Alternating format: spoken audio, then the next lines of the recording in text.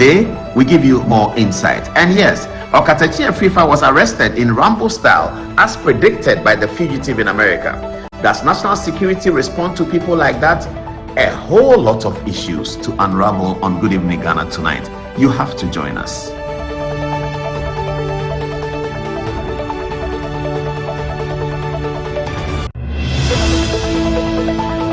Tonight, so much to unravel on Good Evening Ghana. National Security's Richard Jakpa has led a team to raid the former governor of the Bank of Ghana, Ernest Addison's residence. News is that National Security Coordinator has called Ernest Addison after the raid. What did they discuss? We have some insights for you. Meanwhile, Shamima Muslim says the raid on Addison's house is justified because he, Dr. Addison, is an interested party in some corruption allegation. Totally bizarre, isn't it, to come from a government spokesperson? We will analyze that. Afenyo Makin, the minority leader, wades into the conversation. He says Richard Jakpa and his raiders also stole money and jewelry from Governor Addison's house. True or false? Meanwhile, there is now a list of people that Richard Jakpa wants to arrest and raid their homes. The list includes Godfrey Adame, the former Attorney General, and Paul Adom Ochiri, the host of Good Evening Ghana. We discussed Richard Jakpa's hit list. But why does Jakpa have so much power in the national security apparatus? Maybe Totobi Kwache and Bevlo Latte like him. Do they? We give you more insight. And yes, Okatachi Afrifa was arrested in Rambo style as predicted by the fugitive in America. Does national security respond to people like that? A whole lot of issues to unravel on Good Evening Ghana tonight. You have to join us.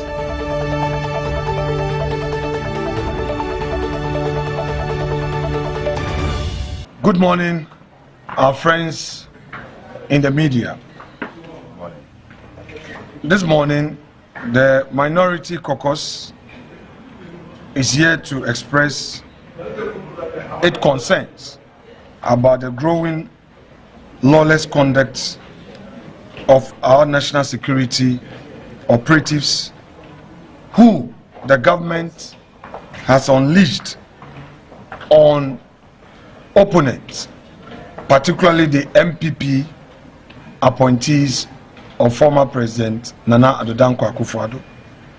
The aim of this is to intimidate and frustrate them.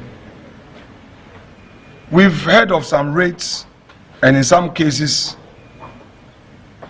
these so-called security operatives rob these officials when they are leaving their premises. First was a raid on the home of the former finance minister Ken Ofori-Atta, led by one Jakpa, Richard Jakpa, a known NDC activist who described himself as Director of Operations at the National Security. The majority leader, when this matter came before Parliament, apologized on the floor of the House in respect of this lawless conduct. At dawn yesterday, specifically at 5 a.m., Mr. Richard Jakpa was at it again. This time, he led armed men to the residence of Dr. Addison, the former governor of the Central Bank. According to Jakpa, he had a warrant to search the premises of Dr. Addison at his Roman Ridge residence. Again, when Dr. Addison inquired from him, he told him that he was looking for a vault, which to them, the man had some money, cash, in it. They forced their way, overpowered the security, and entered his premises. This Rambo style approach must cease. This is the first time in the history of our country that a governor of a central bank is being subjected to such a treatment. Very traumatizing. In fact, at the end of their raid, they could not find anything. Unfortunately for the governor, some 10,000 cedis on his bed could not be found. So some of these hungry party foot soldiers that they use, who parade themselves as national security operatives, are after all perhaps not even being paid, and they use this opportunity to steal. The governor's wife's earrings and necklaces were also not traced. They couldn't be found. In other words, those operatives stole these earrings and necklaces. Ghana is a mature democracy, and we should do better. 3 cars, official vehicles of the governor, were also taken away, only to be informed later that they've been parked somewhere, so he should send his drivers to go and pick them. Around 4:30, a call came from this same Richard Jakpa.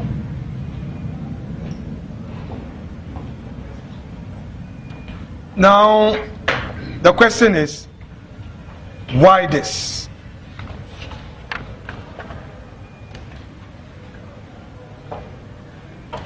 Like we indicated earlier, our country has no room for lawlessness. These actions undermine democracy and weigh down investor confidence. If you have people investing in your country and they see these things happening to appointees, obviously it will lead to capital flight. Even the citizens of Ghana will not feel safe. They will withdraw from the financial sector. They will not keep their money here, and that would affect governance and the growth of our economy. We call on government to quickly bring a stop to these dastardly acts. These acts of intimidation and terror are relics of the past. They have no place in our democracy. Soon it could lead to some self-protection mechanisms from citizens and people whose lives and property feel threatened. We are a nation of laws. Even legitimate investigations or inquiries should be done in accordance with the law. We are not against accountability, but we are against human rights abuses and lawless conduct and excesses of the security operatives of the state. NDC should not reduce this country to a lawless state where people believe they can take the law into their own hands and intimidate others. Today, they have won 87 seats and they have the presidency. They should not forget, now not long ago, we had 169 and also had the presidency.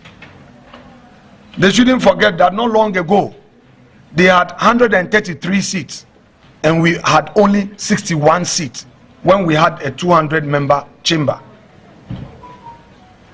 They should not forget that within 4 years, our 61 increased to more than 100 seats and we were in majority in this chamber.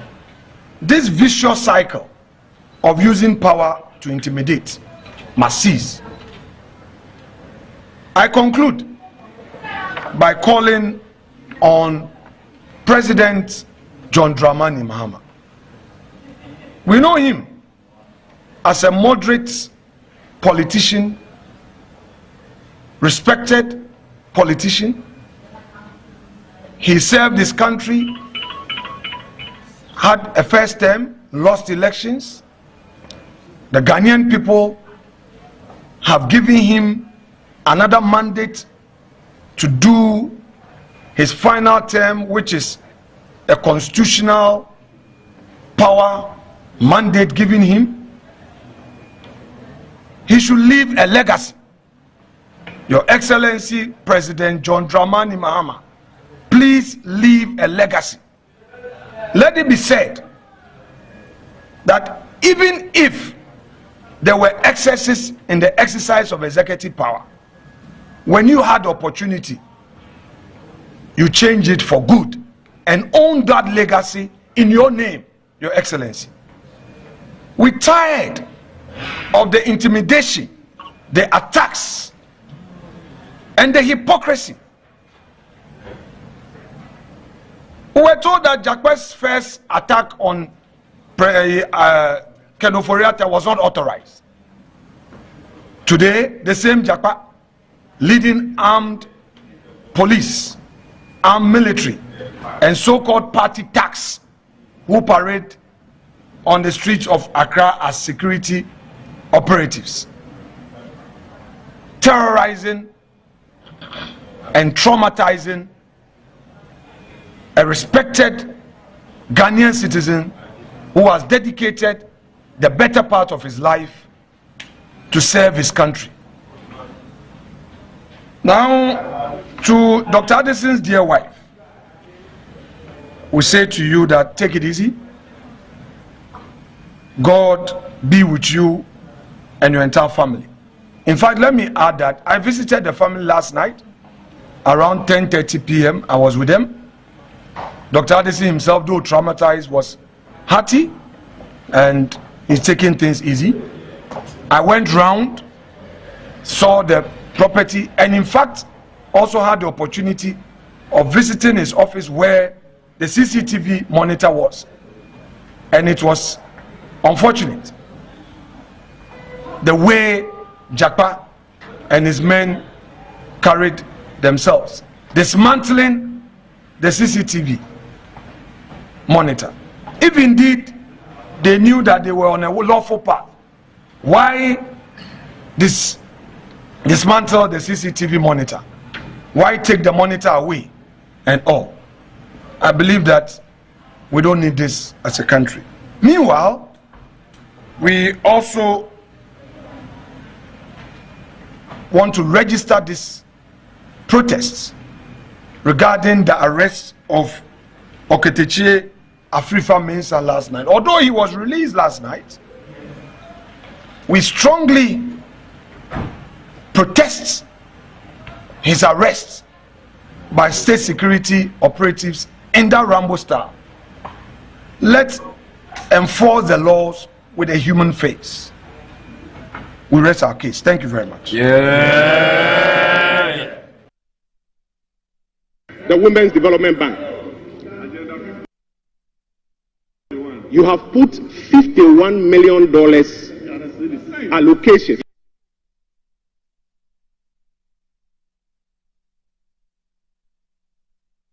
$51 million cedis allocation in this budget for the Women's Development Bank. And then you have put 70 million cedis for research at Jubilee House. Oh, you see your priorities. The budget is beginning to betray your priorities. You give all of the women in Ghana who are looking for this bank 51 million, and then you give research at the office of the president 70 million Ghana cedis. You are beginning to see your priorities. Honorable Deputy Minister, you told us that something has happened that's never happened. The president has gone to negotiate minimum wage. How much? 10%. By the way, the previous administration did way better, 25% plus. But while you are increasing minimum wage by 10%, you have increased the compensation budget at the Office of Government Machinery by over 720%. Hey. over 720%. This is what the leader of the minority said, that very soon we will see the true colors of the umbrella. You see, your priorities are beginning to show.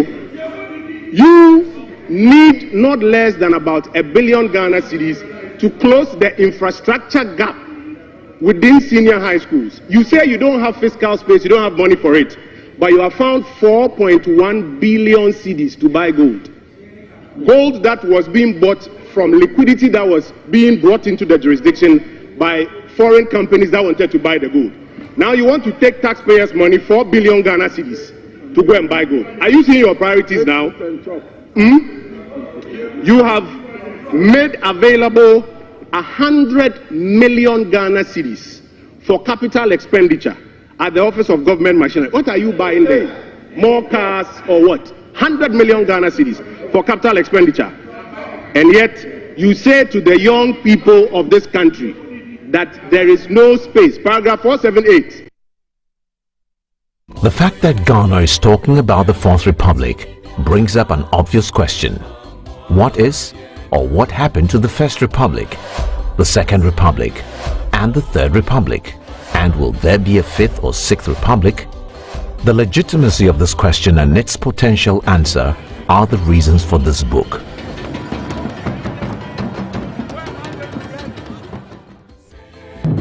First Republican Constitution. I, Kwame Nkrumah. This was an American-style executive constitution Ghana gave to itself in 1960 after having removed the last hurdle of colonialism by replacing the imperial majesty, who was the head of state, with an elected president. This presidential constitution was overthrown in February 1966. We present to you Dr. Kofi Abrefa-Busia.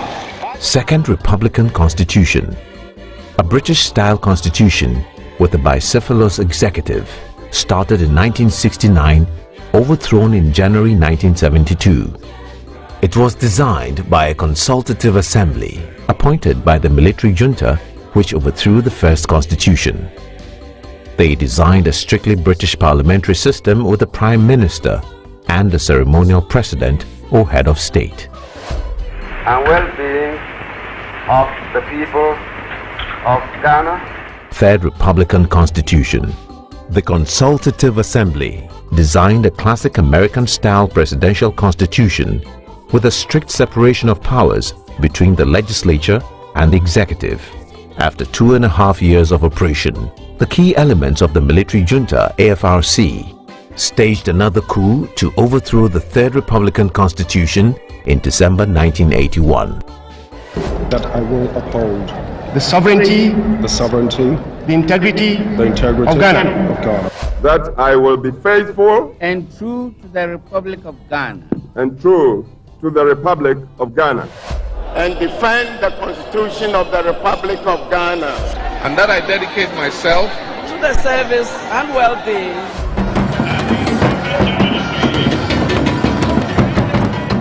Fourth Republican Constitution.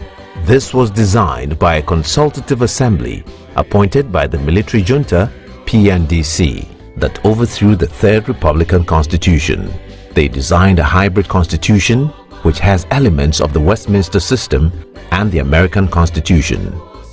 Why this constitution has lasted over 3 decades and whether or not it could be sustainable in Ghana's fourth effort at a full democracy are the reasons for the 77 stories. All the stories are true and are written from the perspective of a political news reporter who saw the stories but also knew the backstories and many of the antecedents to the stories. Thus, the book is comprehensive and its editorial stories published at the end indicates the verdict that the writer passes on some of the key issues. And finally, the book launches Friday 29th November. Make sure you do not miss it and certainly grab a copy. Good morning, our friends in the media. This morning, the Minority Caucus is here to express its concerns about the growing lawless conduct of our national security operatives who the government has unleashed on opponents, particularly the MPP appointees of former President Nana Addo Dankwa Akufo-Addo. The aim of this is to intimidate and frustrate them. We've heard of some raids, and in some cases, these so-called security operatives rob these officials when they are leaving their premises. First was a raid on the home of the former finance minister, Ken Ofori-Atta, led by one Jakpa, Richard Jakpa, a known NDC activist who describes himself as Director of Operations at the National Security. The majority leader, when this matter came before Parliament, apologized on the floor of the House in respect of this lawless conduct.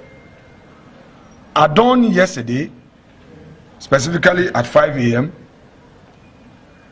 Mr. Richard Jakpa was at it again. This time, he led armed men to the residence of Dr. Addison, the former governor of the Central Bank. According to Jakpa, he had a warrant to search the premises of Dr. Addison at his Roman Ridge residence.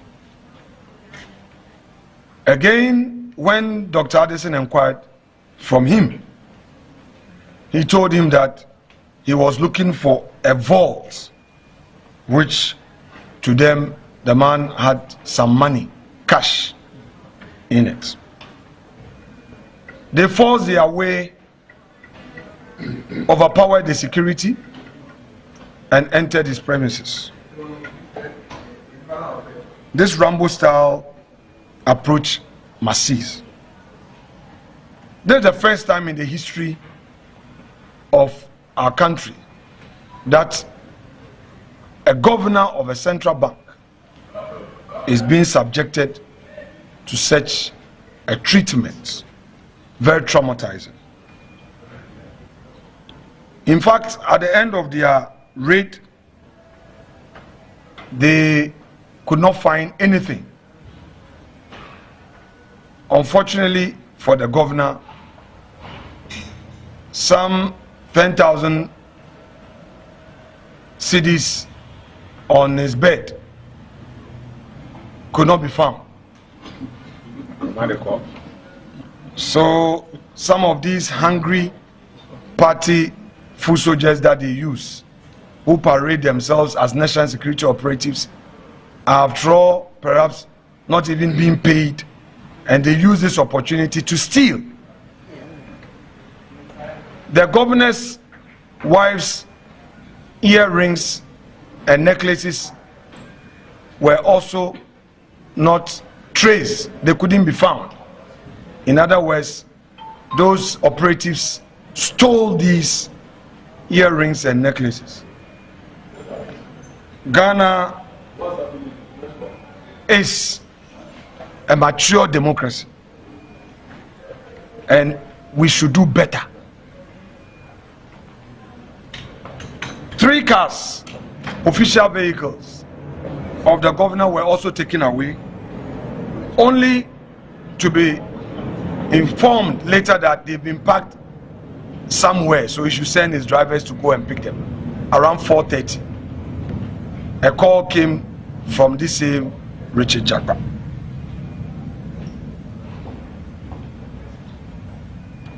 Now, the question is, why this?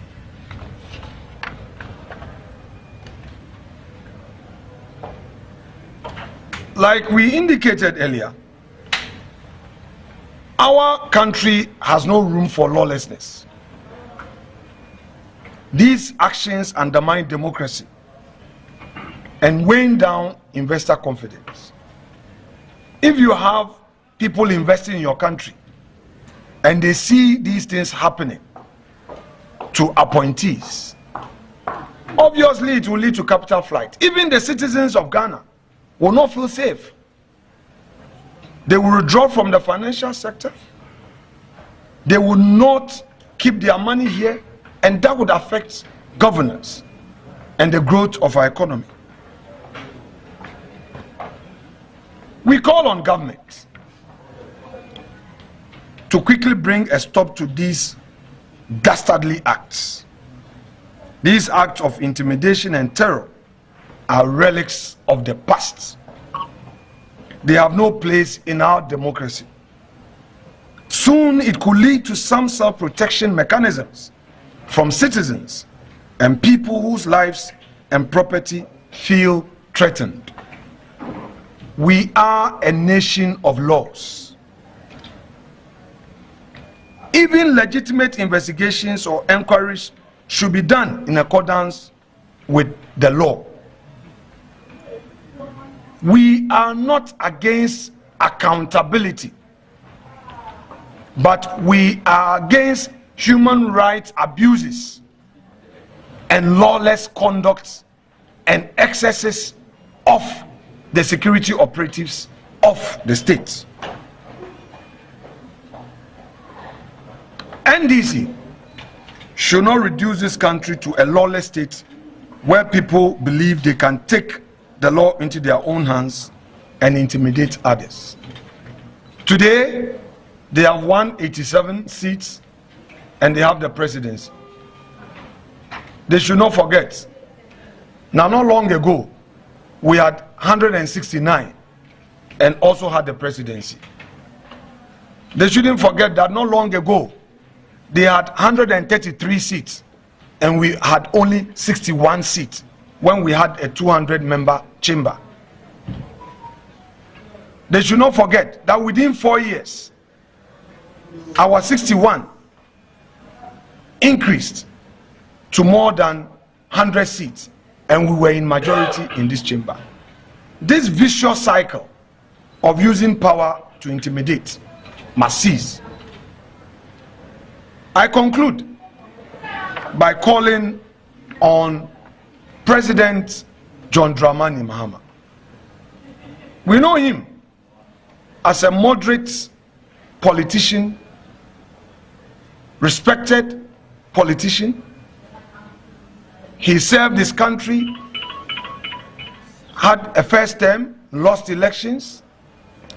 The Ghanaian people have given him another mandate to do his final term, which is a constitutional power mandate given him. He should leave a legacy. Your Excellency President John Dramani Mahama, please leave a legacy. Let it be said that even if there were excesses in the exercise of executive power, when you had opportunity, you change it for good and own that legacy in your name, Your Excellency. We're tired of the intimidation, the attacks, and the hypocrisy. We were told that Jakpa's first attack on Kenoforiata was not authorized. Today, the same Jakpa, leading armed police, armed military, and so-called party thugs who parade on the streets of Accra as security operatives, terrorizing and traumatizing a respected Ghanaian citizen who has dedicated the better part of his life to serve his country. Now, to Dr. Addison's dear wife, we say to you that take it easy. God be with you and your entire family. In fact, let me add that I visited the family last night around 10:30 p.m. I was with them. Dr. Addison himself, though traumatized, was hearty and He's taking things easy. I went round, saw the property, and in fact, also had the opportunity of visiting his office where the CCTV monitor was. And it was unfortunate the way Japa and his men carried themselves, dismantling the CCTV monitor. If indeed they knew that they were on a lawful path, why dismantle the CCTV monitor? Why take the monitor away and all? I believe that we don't need this as a country. Meanwhile, we also want to register these protests regarding the arrest of Oketechie Afrifa Mensah last night. Although he was released last night, we strongly protest his arrest by state security operatives in that Rambo style. Let's enforce the laws with a human face. We rest our case. Thank you very much.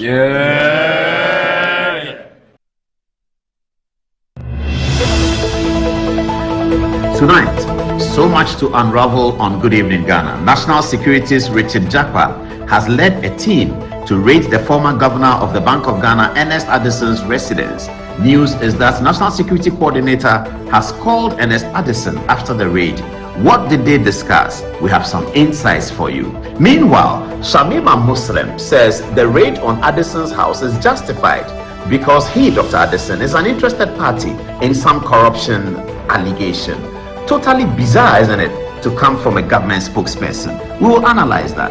Afenyo Makin, the minority leader, wades into the conversation.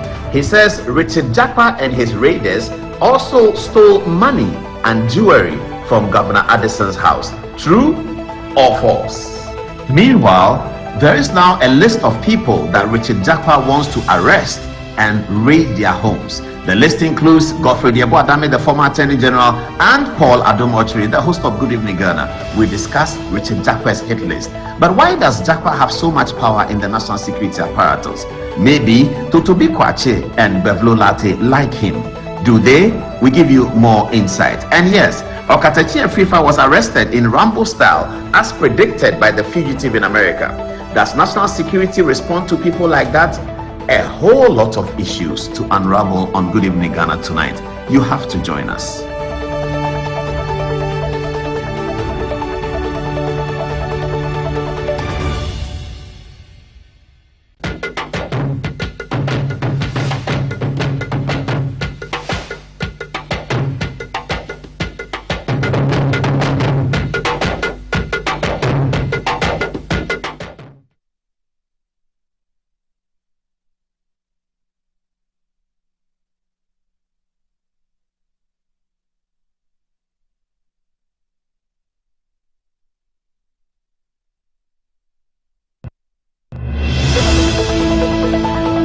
Tonight, so much to unravel on Good Evening Ghana. National Securities Richard Japa has led a team to raid the former governor of the Bank of Ghana, Ernest Addison's residence. News is that National Security Coordinator has called Ernest Addison after the raid. What did they discuss? We have some insights for you. Meanwhile, Shamima Muslim says the raid on Addison's house is justified because he, Dr. Addison, is an interested party in some corruption allegation. Totally bizarre, isn't it, to come from a government spokesperson? We will analyze that. Afenyo Makin, the minority leader, wades into the conversation. He says Richard Japa and his raiders also stole money and jewelry from Governor Addison's house. True or false? Meanwhile, there is now a list of people that Richard Japa wants to arrest and raid their homes. The list includes Godfrey Diabo Adame, the former Attorney General, and Paul Adom Ochiri, the host of Good Evening Ghana. We discuss Richard Japa's hit list. But why does Japa have so much power in the national security apparatus? Maybe Totobi Kwache and Bevlo Latte like him. Do they? We give you more insight. And yes, Oketechie Afrifa was arrested in Rambo style as predicted by the fugitive in America. Does national security respond to people like that? A whole lot of issues to unravel on Good Evening Ghana tonight. You have to join us.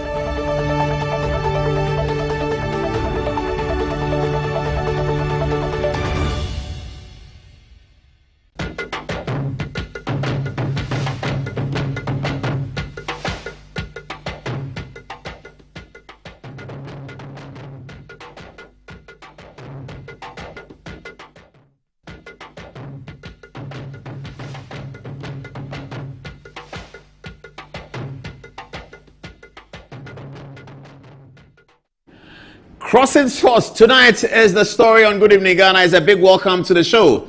President John Dramani Mahama yet to hit the 100-day mark, but so much already happening. Governor Addison's house raided by Richard Jakwa. Information suggests to us that there's a lot more to it than meets the eye. Also, later tonight, we'll be talking more about national security's national security's what? Work. Is it work? Intimidation? Is it tactics? Strategy? What it is? Well, that national security strategy also got Okatachi Afrifa arrested. That had been widely predicted on social media by apologists of the NDC. They said that Okatachi was going to be arrested and they were going to teach him a lesson, that they were going to change his sleeping place, and all that kind of thing was said. Now, who is national security responding to, by the way? National security is a state organization. Don't we know that? Yeah, we do. Anyway, more on the stories coming tonight. And also, Anas Arimeyao Anas and Kennedy Ejapon face off in America. This evening, news coming in that indicate that Kennedy Ejapon's lawyers are preparing a document for the attention of the judge. They say that Anas Arimeyao misled the general public by coming out quickly to say that he has won a verdict of the court by the jury. Apparently, no victory has yet been won. Kennedy Ejapon's lawyers are filing for a mistrial, and we'll give you the details of that one. We might also take time to explain to you, our viewers, those of you who are interested, the difference between a jury trial and a trial by the judge, and why those two instances operate differently from Anglo-Saxon common law, which is the British common law, which Ghana practices, which finds expression in many of the articles in the 1992 Constitution, Anglo-Saxon common law, and as against the American jurisprudence. That's where many Ghanaians are finding it difficult to understand what has happened in America. We're going to explain that to you as a basis, the difference between the Anglo-Saxon common law and the American jurisprudence, and why we have these jury trials in a civil matter, etc., etc. All of that is going to come. But the big question we're asking tonight is, Anas Arimeyao Anas was prepared to show his face in an American court. Never mind whether it was proselytis or whatever. He showed his face in an American court. Now, many of those who are criticizing the Ghanaian court, and I take a different position from my friend Oliver Baka Vomaho, that the Ghanaian judge was concerned about Anas Arimeyao Anas coming into court with his face closed. That's where his indignation was. That's where the judge was upset. He was angry about that. But Anas Arimeyao Anas goes to America and he doesn't cover his face in the American court. But in the Ghana court, he wants to cover his face. And people are saying that the verdict that has come from America is a vindication of American jurisprudence over Ghanaian law. And I find that completely bizarre, because the gravamen of the matter, where the case turned, was whether Anas will show his face or not. If Anas has showed his face to the Ghanaian court, perhaps they may have given a ruling in his favor. Perhaps they would have given a ruling against him. I don't know. But the judge was worried and concerned that no Ghanaian should be above the law. Everybody appears in court with his face. You can't come to court and say, I've covered my face, and be talking to the judge with a covered face. They don't know who you are. That's what the judge said, that you have to take off your mask. And Anas goes to America. Lo and behold, he takes off his mask. Who told him to take off his mask in America? We're going to get into all that details.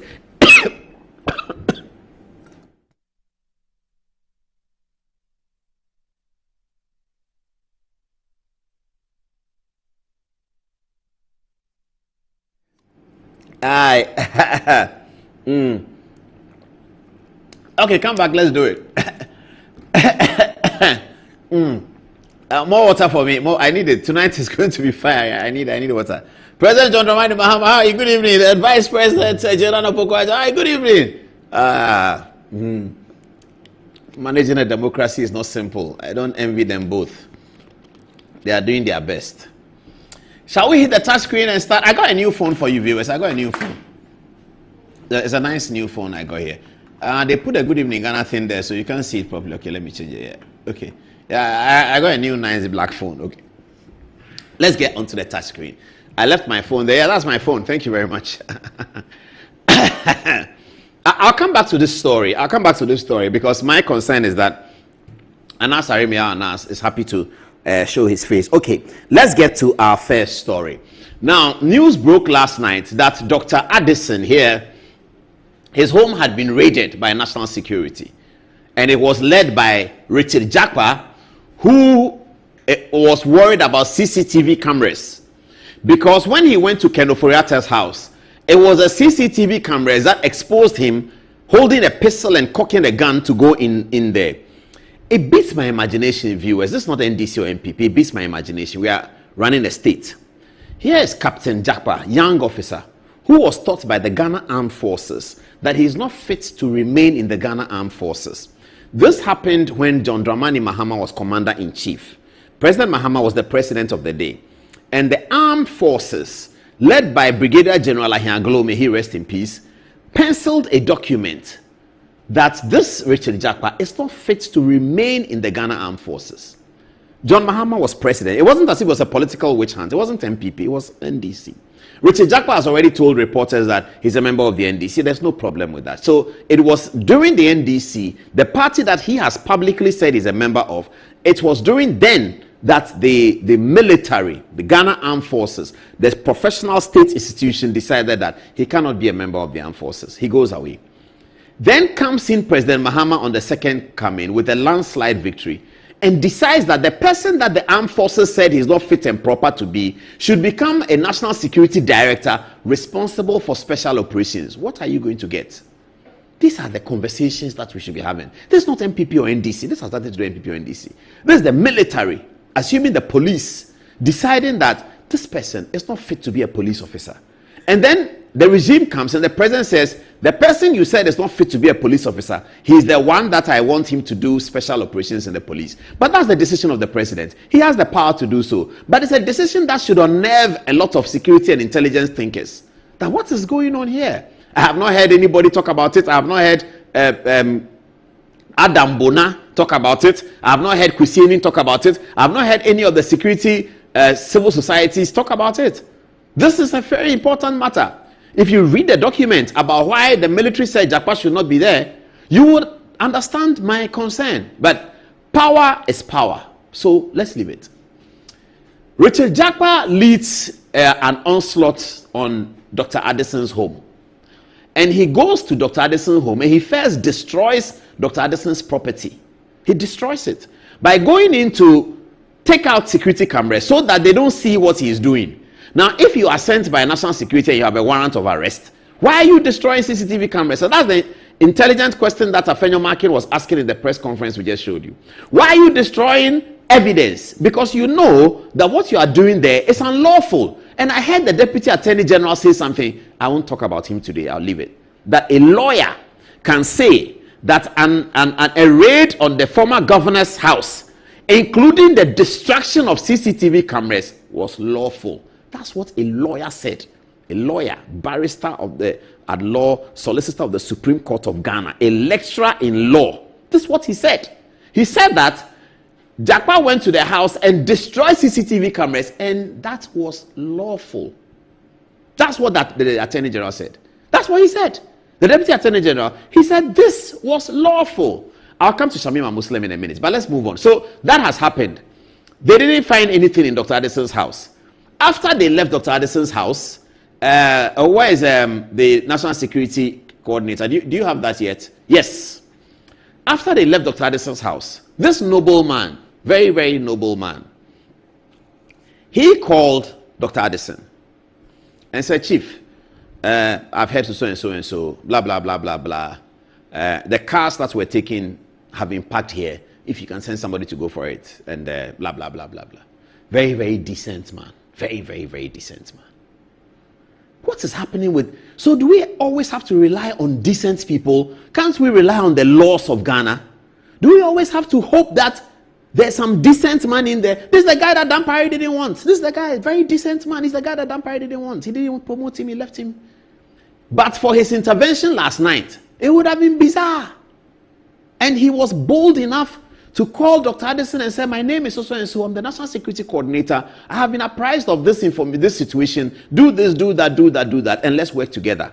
He is not cancelling any investigation on Dr. Addison. Dr. Addison doesn't want any investigation to be cancelled. He has nothing to hide. He can answer every question. Haven't we had Dr. Addison was at the Bank of Ghana when Agama was the governor. He was there. Dr. Addison was there when Kobna Dufo was the governor. He was there. Dr. Addison was there when Paul Akwa became the governor. He was there. The source of Togbe Afede's fight over inflation was a fight with Dr. Addison. I was the referee in the middle, so I remember it. From Golden Tulip to Good Evening Ghana, that was Togbe Afede's fight with Dr. Addison. Addison has been at this Bank of Ghana forever and ever.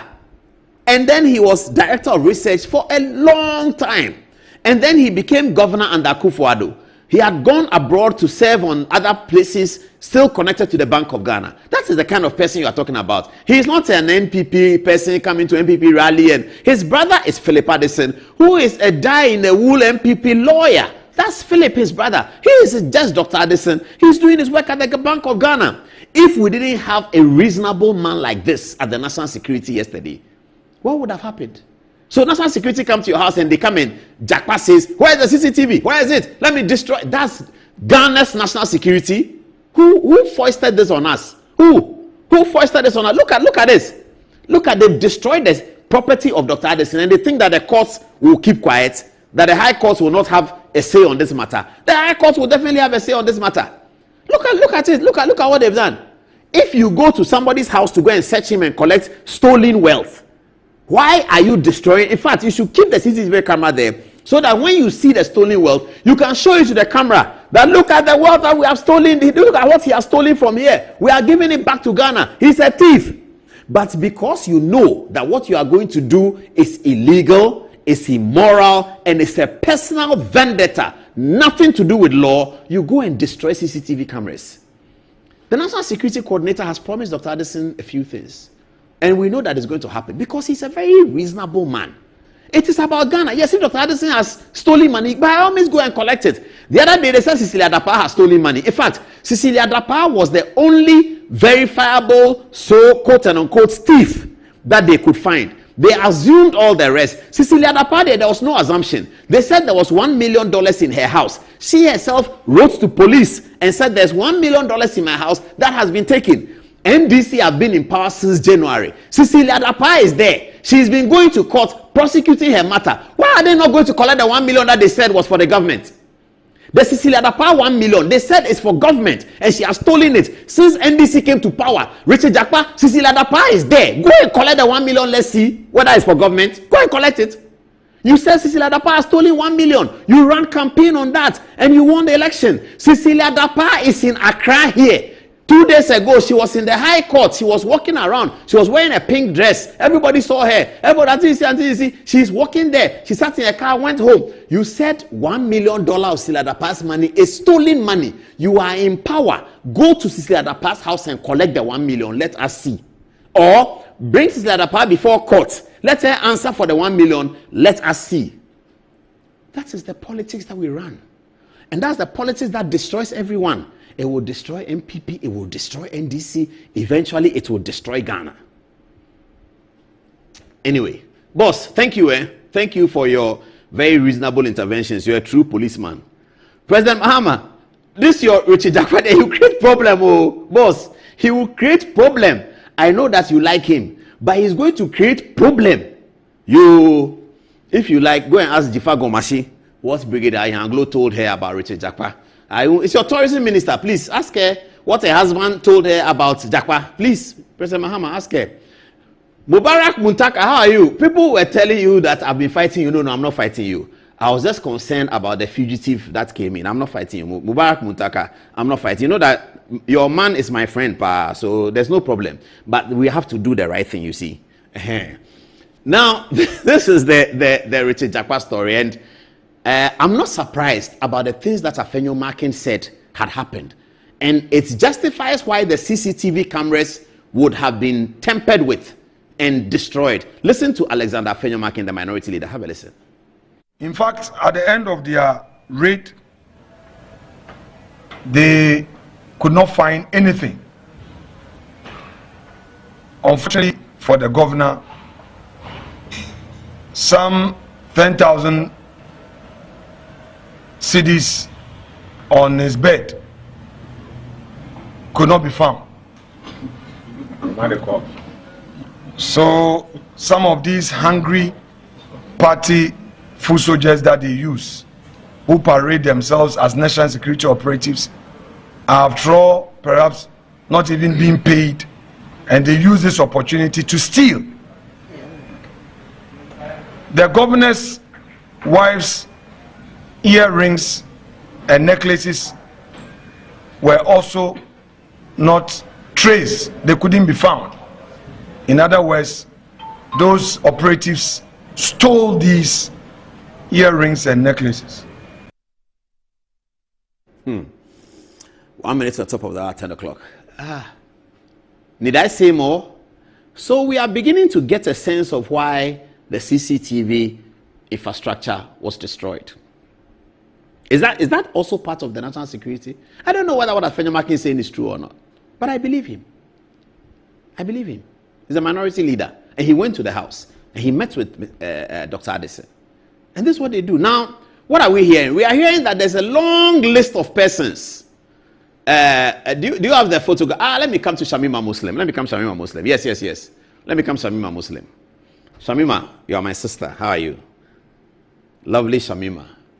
Shamima, I beg you, every morning when you wake up, remember the often quoted statement of Lord Acton, one of the famous jurists of the British parliamentary democracy.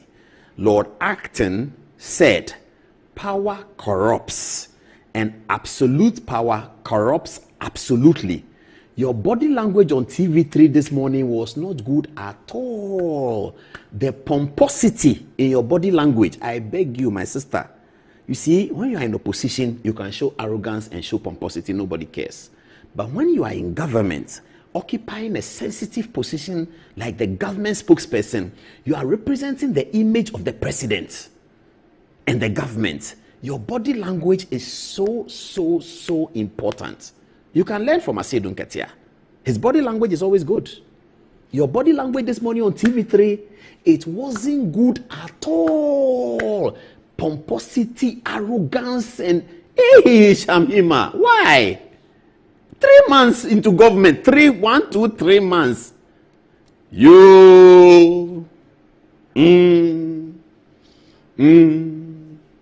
Because it's Shamima, I can't say more. Chief Mumin, come and let's rescue our sister. Please come back to Shamima. I'll deal with it. I'm not done with Shamima yet.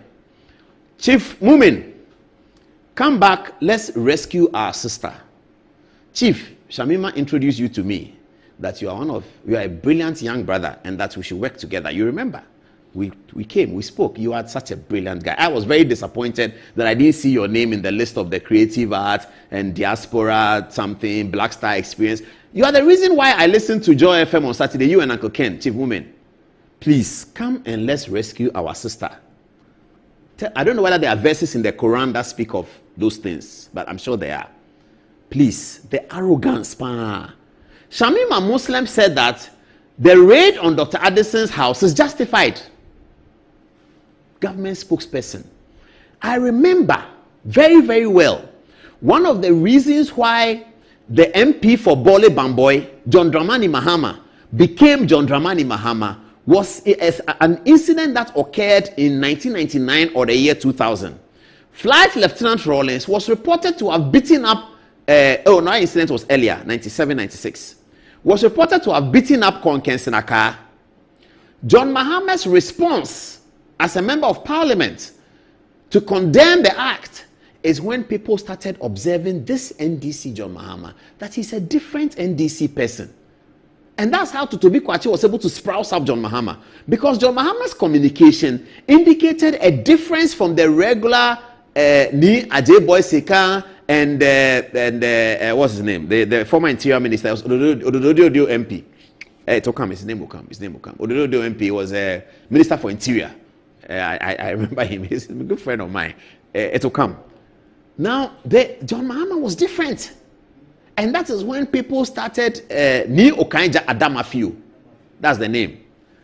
John Mahama was different from Ni Okanja Adamafio, Ni Ajay Bosekan, the cadres of the day, what's his name again? Yawa Krisi Sapon.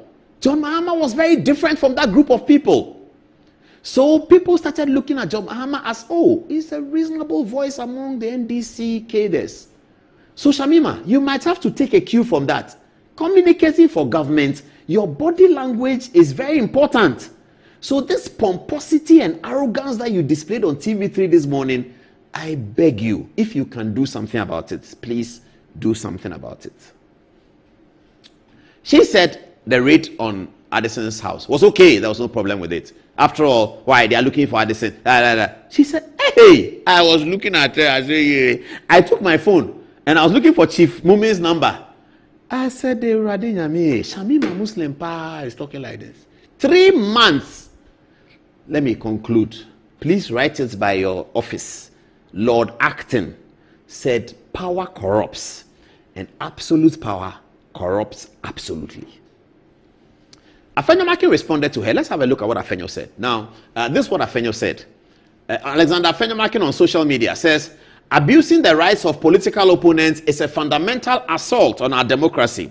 Ms. Shamima Muslim and Dr. Justice Sremsai should not have been deployed to defend such unlawful actions by the government. Mr. President, you are widely perceived as a moderate. That's the point I was making. This, I'm giving you, viewers, the understanding of why John Mahama was perceived as a moderate. Some of us, as news reporters, covered John Mahama on a daily basis. We were required to do so, and we were told to do so by certain people. I've mentioned their names already. We covered John Mahama regularly, and it was refreshing to cover the Bole Bamboy MP, who is an NDC MP, but who is speaking differently. It was so refreshing. And it was these seeds that was used by John Mahama supporters to impose him on Professor Mills in 2008. I say impose in quotes. To impose him on Professor Mills in 2008 to become the running mate. That was John Mahama. I cannot see how a John Mahama government is producing the kind of characterization I saw Shamima Muslim display on TV3 this morning. Hey, what kind of arrogance is this? 3 months. It goes on. He says, abusing the rights of political opponents is a fundamental assault on our democracy. Ms. Shamima Muslim and Dr. Justice Sremsai should not have been deployed to defend such unlawful actions by the government. Mr. President, you are widely perceived as a moderate, but these acts of abuse of power by your hawks, which are also defended by your own deputy spokesperson and the deputy attorney general, speaks very negatively of your leadership. Please rein in your hawks now. I mean, is it not so disheartening that Alexander Afenyo-Makin will describe Shamima Muslim as a hawk? I mean, Shamima Muslim. Shamima is not a hawk. Shamima is a reasonable person, very decent woman, well educated, well spoken. She's very well spoken. But what is happening? 3 months of government. 1, 2, 3 months. 3 months, pe. Shamima, you should be calling Kweku Baku. You should be calling Kwesi Pratt. Calling them, talk to them, engage with them. Even if you like, call Benefson. Engage with them. They will help you. Me, you don't call me. They will say I'm MPP, so it's fine. You call Kweku Baku, call Kwesi Pratt, and call Benefson. Engage with them. Because what I saw you doing on TV3 today, I was frightened. I wanted to first talk about it as a family matter. You know what I mean. But I needed to come and say it here, so that if you don't hear me, you will still hear me. I'll leave it there. Okay. Now, Richard Jakpa has what have they put here? Now, yes, important. As Good Evening Ghana, we always have to state the position on the law. So we are just going to now educate. This is the second part of the video, my dear.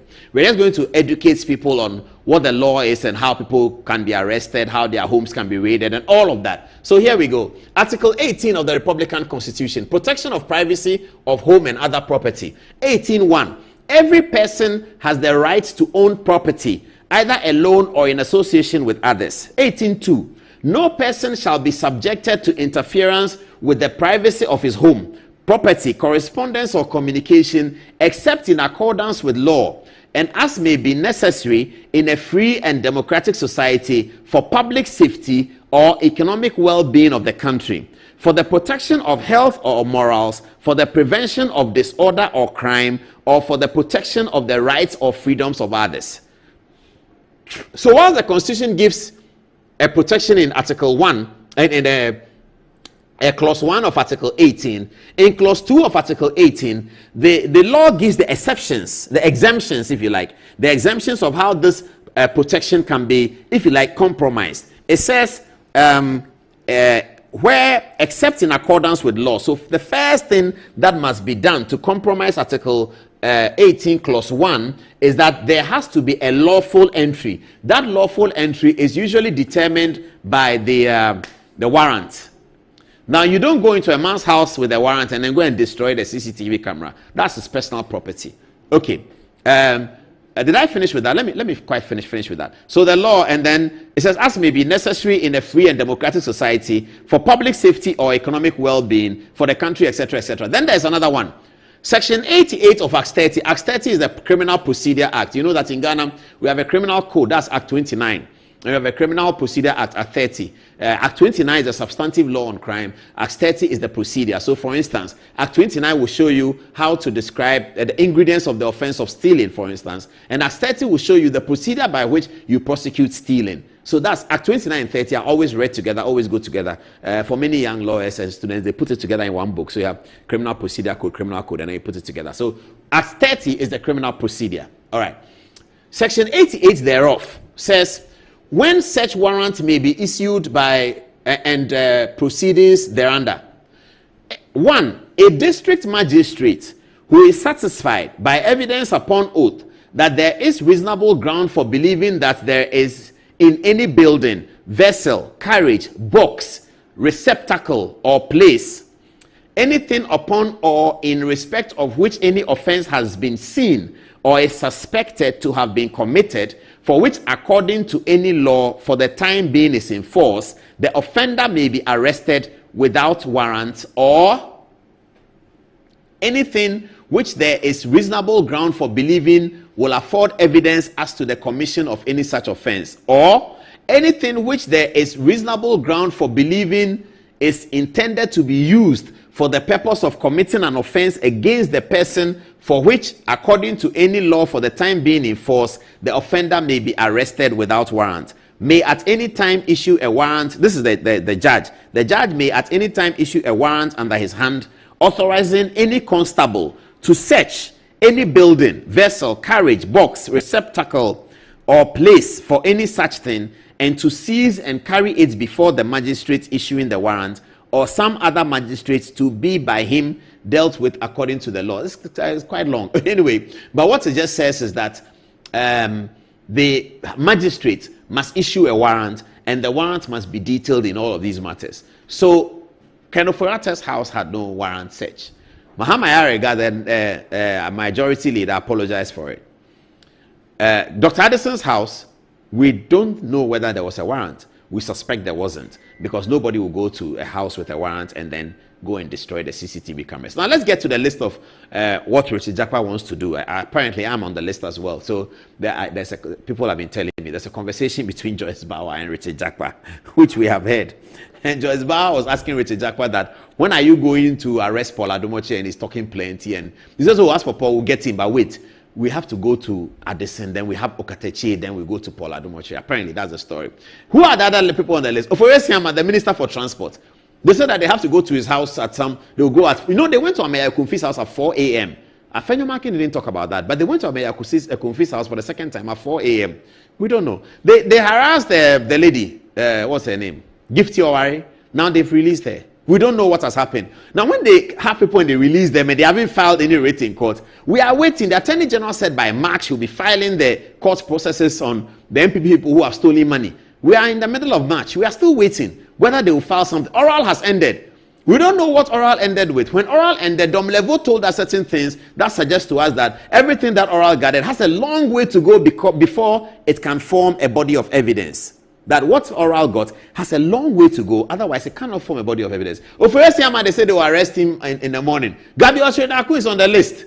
Gabi Oshodaku is also on the list. What has he done? I don't know. They said that they have to do these things very quickly, and then they can shut the MPP people up, because they are noticing that the thing is not as easy as it was thought. So difficulties may be coming. Today, John Paul was announcing something. If you don't do this, this will happen. If you do, he started throwing the panic buttons. But it's okay. We are all Ghanaians. We'll support the government. That's our work, to support the government to work. But I think they've seen that there's some issues going on. So they have to divert attention by hurriedly arresting people and creating the impression that they have some money in their house and they are coming. If you want money in the house, Cecilia Drapa's house is at, I went there. Abelin pay. Go and collect the money. You said it is for government. Go and take it. So Gabriel Oshiedaku is on the list. They say that something. Godfrey Dame is very much on the list, and Godfrey Dame and Paul Adomochi are not just on, they are on the list of Richard Jakpa. For Paul Adomochi's commentary during the trial, during which Richard Jakpa himself sent me threatening text, which I showed here. At that time, he was in opposition. He sent, "I'll kill you. You'll see what I'll do to you." I showed it here. I still have on my phone. I've just submitted it to the authorities, and I'm going to make a formal complaint that he having become a national security director. This is his record with me. We are going to do that. There's a lot we are going to do, so there's plenty of time. RTI is going to come. Shraj will be at Shraj every day. It's all going to come. We are formulating it. In Kitty is going to come. Some people have house at Airport Hills. Shraj, they will have to come. Some people this RTI. Or my neighbor Amma sent me text the other day. We're engaging on text. I told him that, "Doc, I'm sending you an RTI in April. Wait for it." He says, "Why don't you send it now?" I said, "No, we have to prepare. Don't worry, it's coming." So Richard Jakpa's concern is that Godfrey Dame and Paul Adomochi, Godfrey Dame was trying him. Paul Adomochi was the media person who was backing the trial. So he has to go to Godfrey Dame's house and go and raid it. And there will be CCTV cameras there. And he will destroy it. And then, this my tie. I can't find it. I was trying to describe to my boy that, where is my green tie? Today we're arguing. He said, "No, you took it to London." I said, "When I'm going to London, do I take tie?" I was arguing with him. It's producer. Thank you very much for this photograph. Send it to me. I have to send it to my boy. I can't find the tie. This is my favorite green tie. I can't find it. Anyway, so this is this one too. They said that he was sitting on TV talking rubbish, and every day he's talking trash, and he thinks that he's who? He's foolish man. And Akufo-Addo put him at airport as board chairman. They have gone to airport. The file is there. They have seen it. I don't know what they found. I think they are frustrated. So Richard Jakpa says that, as for Paul Adomochi and Godfrey Dame, I'll go to their house. Is that the kind of democracy we are running? Esla Usu is on the list. They said that, I think they are starting from, I was told that Friday night, don't sleep in your house, because they will come to your house on Saturday morning and then they will say 48 hours and they will keep you till Monday. And so all of us have been told, Richard Jakpa is coming, don't sleep in your house. I don't have anywhere else to sleep. My house is in Teshinungwa Estate, number 1 Guava Street. Everybody knows there. If you come to Teshi and say, "Where's Paul Adomochi's house?" the 9-year-old will take you there and point at, "This is this house." Because I'm there all the time. I'm playing football on Zoom Lions Park. I'm exercising in the neighborhood. I'm talking to everybody. So everybody knows my house. So I don't have anywhere else to sleep. I will be at Teshinungwa, number 1 Guava Street. I'll be there. Eslausu is on the list. They said that, who does she take? To no woman. Now she has seen her smoothness level. She will see. She will see that what? Well. Anyway, power corrupts, and absolute power corrupts absolutely. Anyway, do you have my Good Evening Ghana Jama from Commonwealth Hall already? You have it. Okay, release that one and then we'll continue with the show. 16 minutes past the top of the hour. Tonight we'll be talking about Islam as well, and our next big story, Kennedy Japan and Aremia announced what actually happened in court. Let's go to Commonwealth.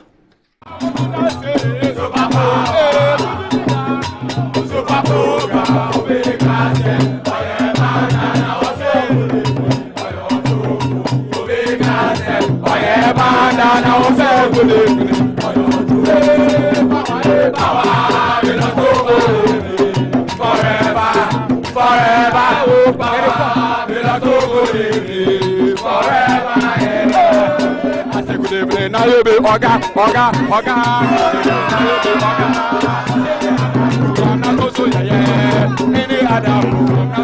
Oh, good evening. Now you be Oga. Good evening. Now you be Oga. Any other program, that's so any other program, that's so Super program, big class,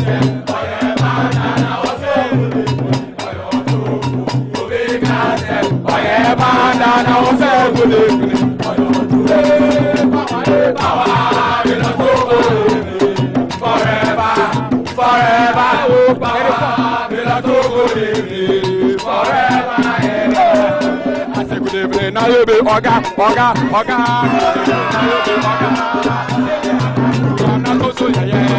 Any other program na so. Oh, good evening, na you be oga.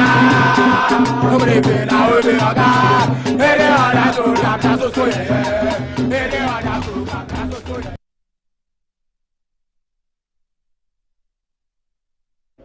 Tonight, we are introducing a new segment on our program. It's called Political TikTok, isn't it? And we are going to show you a montage. And every now and then on Good Evening Ghana, we gather some videos on social media and we run some commentary on it. And we'll give you Political TikTok. It's now 18 minutes past the top of the hour, 10 o'clock. It's my delight. This effort is from all the young people. I had very little to do with it. All the young people told me, those who work here, they said, let's do something like Political TikTok. All the stories you say, let's put them in politics. I said, okay, you guys go and do it. It's your idea. Go and do it.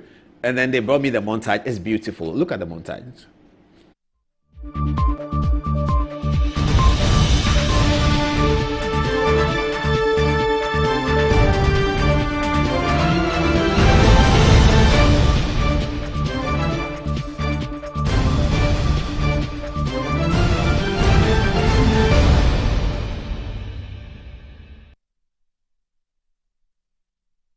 Political TikTok, Rex Omar has been putting some beautiful dance together. I had forgotten that song, but we found him dealing with it. What is Rex Omar? He's presidential advisor on what? Black Star Experience. Yes, Black Star Experience. Yes, Rex Omar going back to the days of Adonko. Have a look. Political TikTok.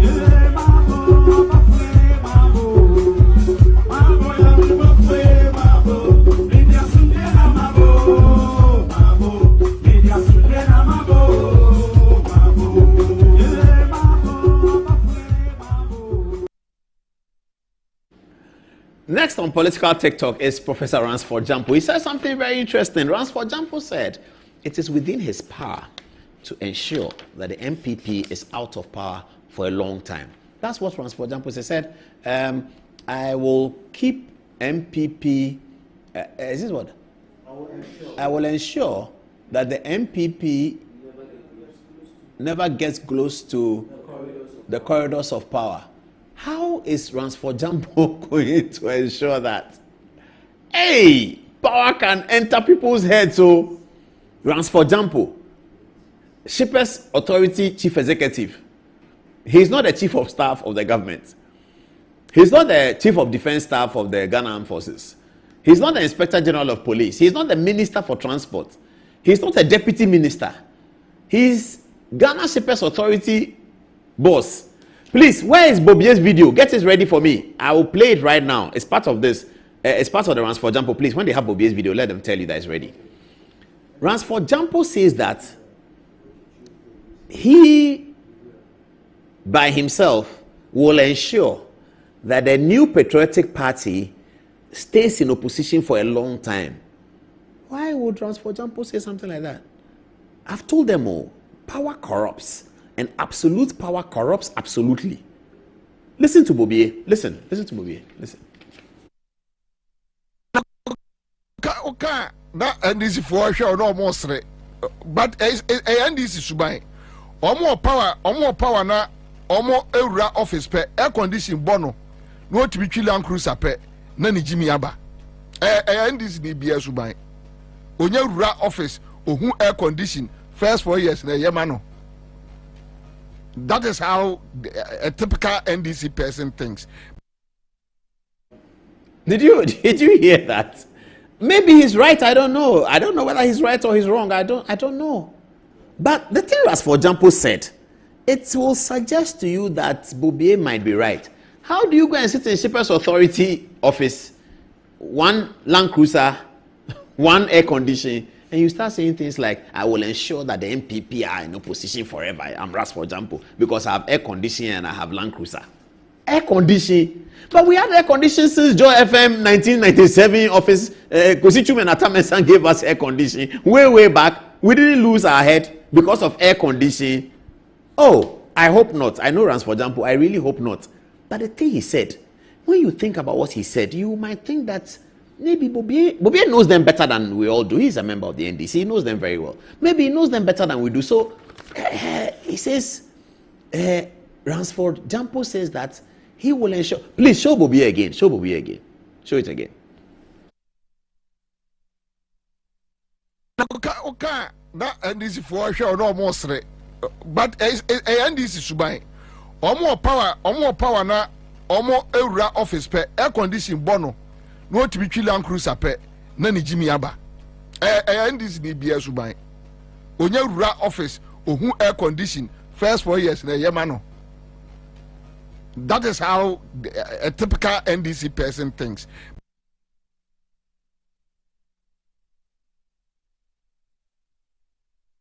That's political TikTok.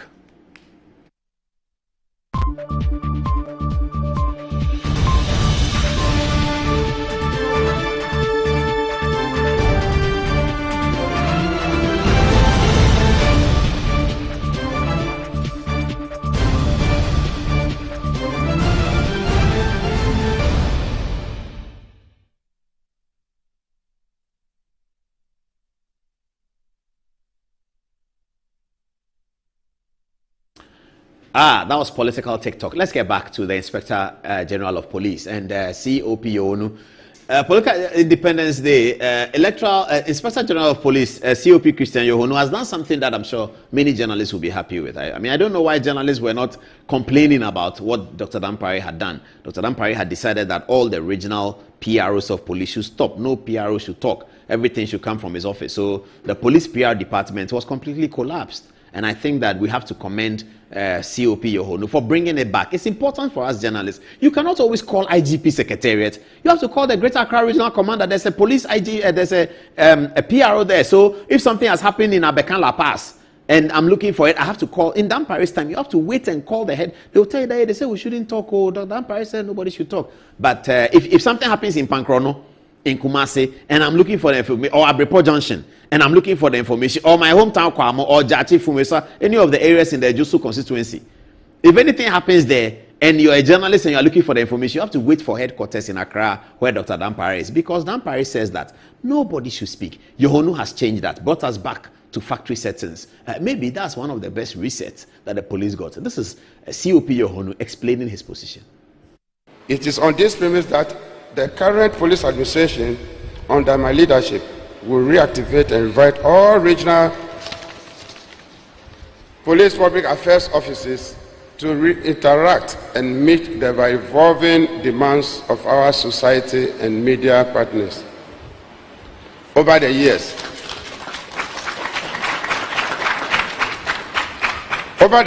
the media has been a key stakeholder in crime fighting efforts and has influenced public perceptions of our work in numerous ways.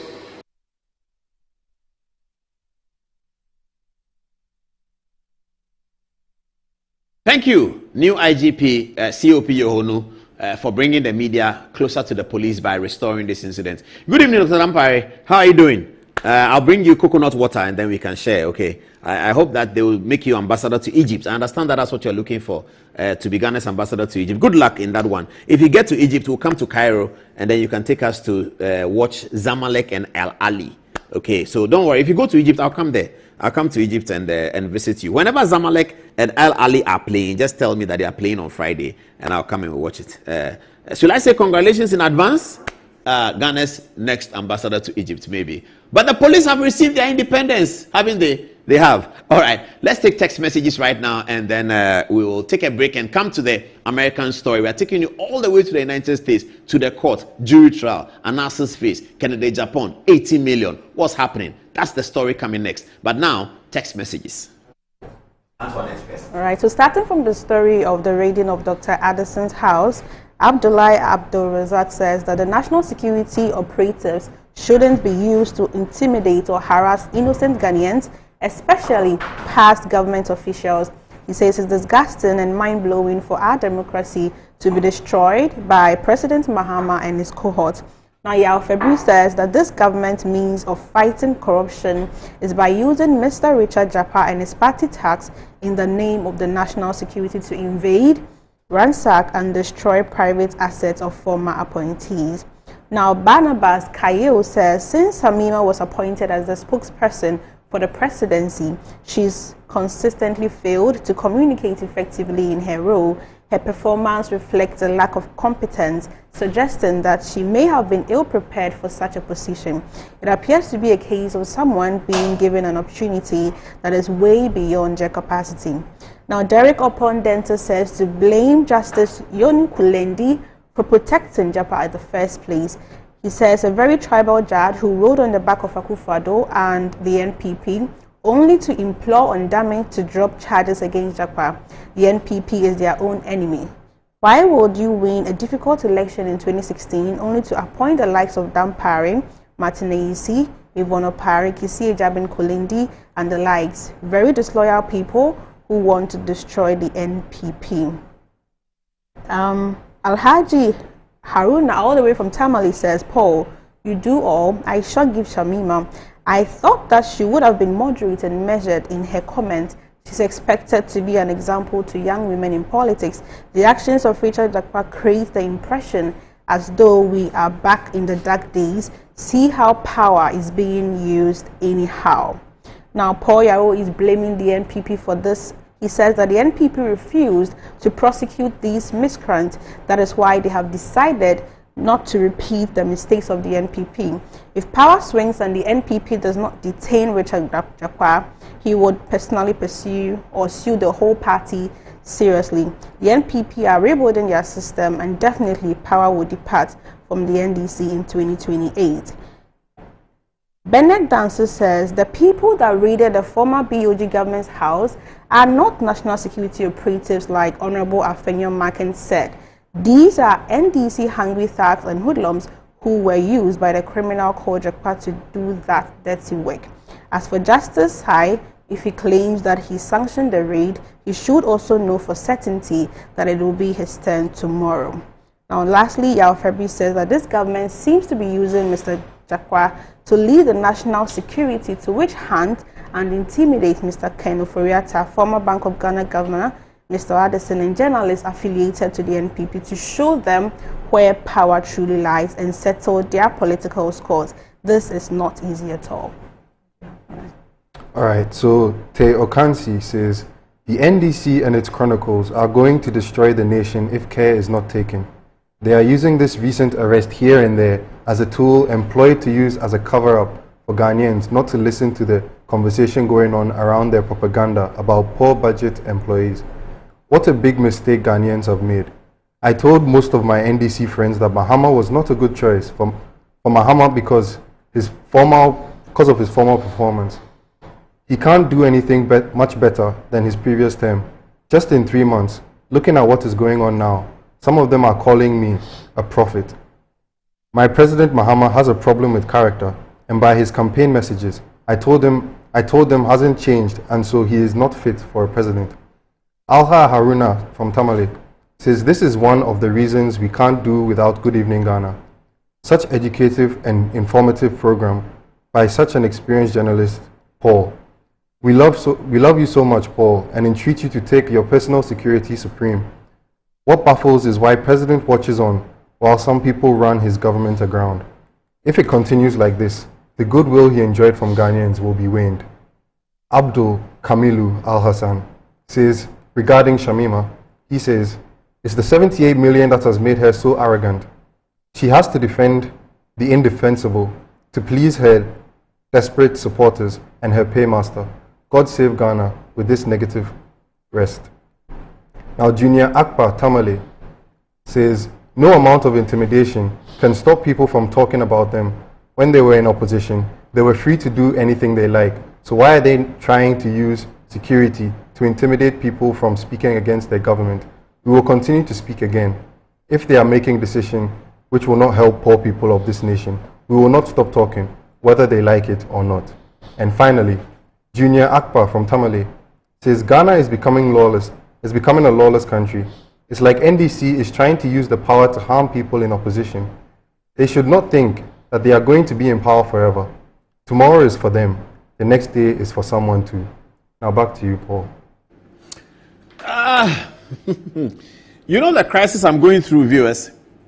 You know the crisis I'm going through? I went to, before I came, I went to plus 233 to go and eat, and I left my reading glasses there. So when I take my mobile phone, I can't see anything. But they will bring it. They will bring it, so don't worry.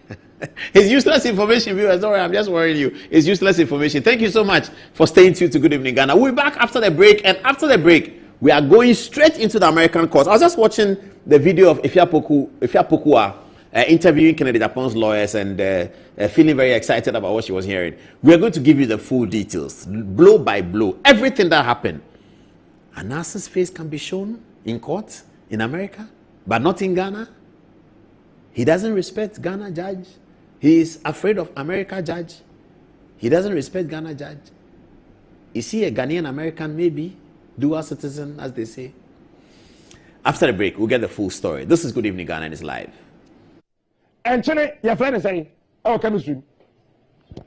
Your friend is sodium carbonate. And Chile ain't me kum. Because when you look at the chemical composition of salt, when you add anything to salt, it will quickly change to a different color.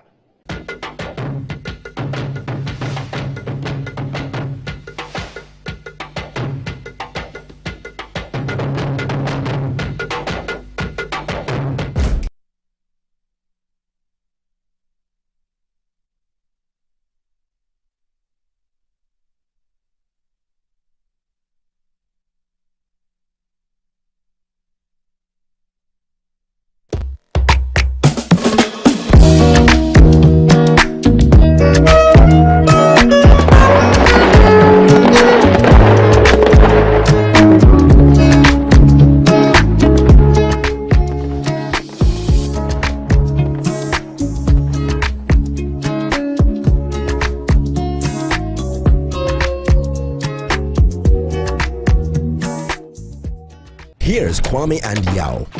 After hours of planning, both have locked in the same perfect multi-bet. Big win for United, over 1.5. And both teams to score in the London Derby.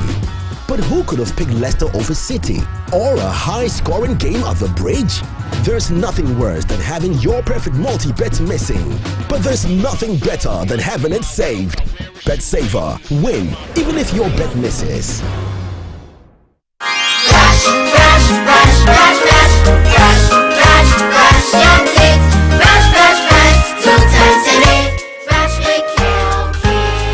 Hello, my friends. My name is Calkit Toothpaste. Wow. I was made to be gentle on your gum, but protected.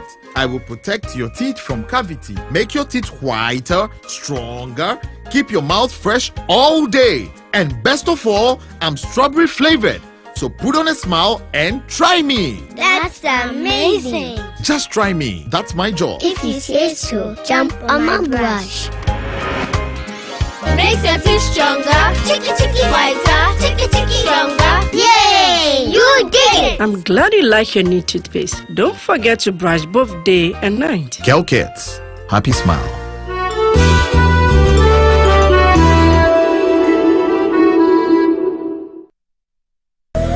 You the answer to my prayers.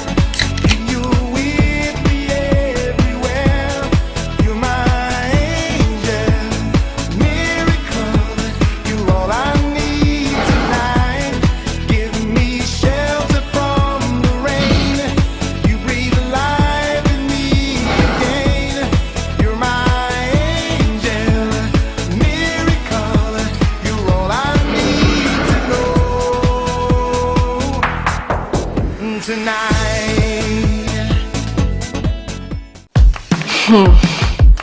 Look around. Home also need a makeover. Mine clearly does. So we went to Ashroom and found the Como collection. It had everything we're looking for and more. Merchant furniture for the entire home, designed with you in mind. Where's Como collection? Dressing up is just a breeze. Always ready with a perfect accessory. A magic dressing mirror. One look and you're ready to face the world. Or at least the kids. A bed perfect for young men who want a table that turns into a treasure chest. And finally, a sofa with this grand TV unit for family time at home. Head over to any Ashphone store now and discover the new Como collection. Ashphone, feel it, know it. Sometimes the unexpected happens and the hero falls down in his own story. But he needs not stay down for long. Cosmopolitan Health Insurance is your trusted health partner. Whether an individual building a business, with Cosmopolitan Health Insurance, your medical care is our concern. For the best health insurance solutions for corporate institutions, groups and associations, families and individuals, choose Cosmopolitan Health Insurance from our over 700 accredited health service providers nationwide. Call us on 0302 540 668 or 0501 678 547 for all your health insurance solutions. Cosmopolitan Health Insurance, your medical care is our concern. I'm a branch manager. Of course, I accept only quality and affordable printed souvenirs for my promotional campaigns. I'm the head of academic affairs of a very important institution in Ghana. Of course, we only deal with quality, reliable printing companies for our institution's printing materials. I'm talking about appointed time printing. Appointed Time Printings. We take pride in our extensive print scope that transform your ideas into captivating visual masterpieces. We delve into the core objectives and vision of each print project. Precision printing is at the heart of our printing process as we meet your tight deadlines. Our rigorous inspection, color verification, and overall printing excellence are assured. 20 years of printing excellence. It's always a pleasure working with you to create a vibrant, dazzling printing experience that gives you a masterpiece. Appointed Time Printing, your world of quality and affordable printing. Attention all farmers, are you ready to take your crops to the next level? Introducing 3 effective organic composts that will revolutionize your farming practices. ACAP, KCAP and IRICOP brings to you the ultimate solution for your fertilizer needs. Introducing the ACAP Grade A, KCAP Equiafua Jinkwa, and the IRICOP with cocoa blends, palm blend and mulch. These are made from locally sourced municipal solid waste, and these are the perfect choice for sustainable farming. Join the organic revolution today. Boost your crop yield, improve soil health, and support sustainable farming practices. Choose ACAP, KCAP and IRICOP organic compost for a greener and bountiful harvest. For your purchase and more information, call the numbers on your screen. Our products are endorsed by COCOBOD, Planting for Food and Jobs, and the Ministry of Food and Agriculture. There's nothing worse than your multi-bet missing, but nothing better than having it saved. BetSaver.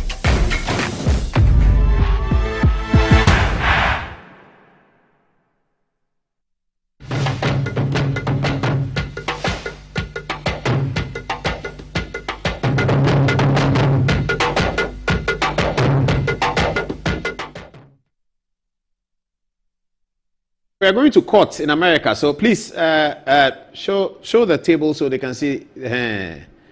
Court, right?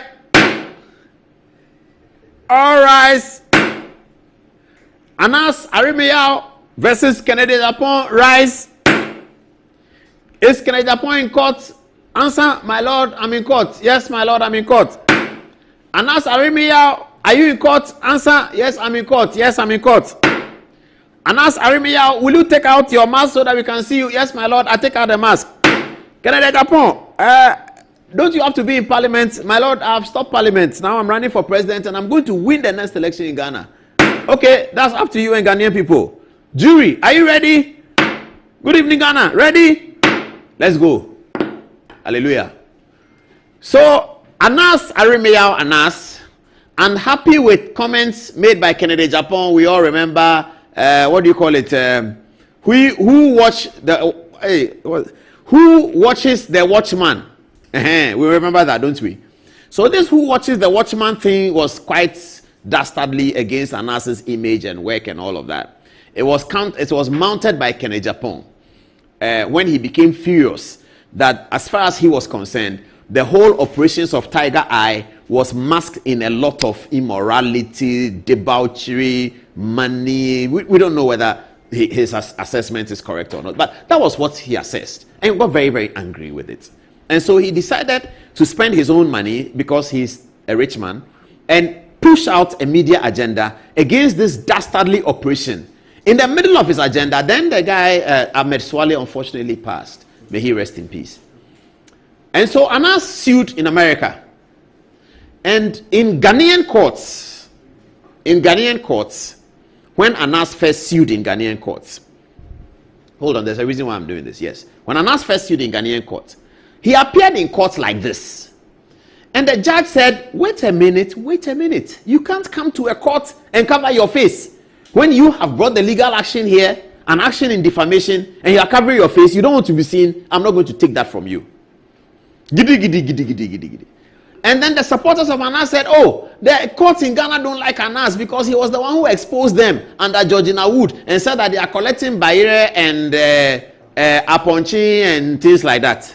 That's what Anas supporters said. We all looked at it. Anas lost the case. Then Anas goes to sue in America. Can you imagine? And then America says exactly the same thing that the Ghanaian court said. Hey, Baba, you can't come to this court and cover your face. Oh, and then, who is doing this? Please, I'm sorry, let me get to the other one. Please. Oh, the Ghanaian court said, Baba, you can't cover your face. Oh. Then he says, oh, I can't cover my face. They said, no, you can't. Then he shows a face. People are arguing on social media whether it's him, it's not him. I don't know. But he shows a face with spectacles, eyes, everything, nose, everything. He shows it in an American court. Now the question to ask is that why did Anas refuse to show his face in Ghana, but in America he agrees to show his face? Is it disrespect for the Ghanaian judicial authority, or what is it? Why do we do that to ourselves? Black man. Why do we do that to ourselves? Black judge says remove your face, I won't remove it. White judge says remove your face, yes sir, I remove. Really? Kwesi Pratt, where are you? Kwame Nkrumah talked about neocolonialism. Kwesi Pratt, where are you? The neocolonialism is working. Imperialism is working. Because Bob Marley said, emancipate yourself from mental slavery. None but ourselves can heal our own mind. Emancipate yourself from mental slavery. Mental slavery. You see a black judge. He says the rule of court is that remove your face. You say, no, I won't do it. I will never remove my face. A wise judge says remove your face. You gladly do it. Really? Let's get to the facts. A case for defamation against Kennedy Japan, the following ensued. 1.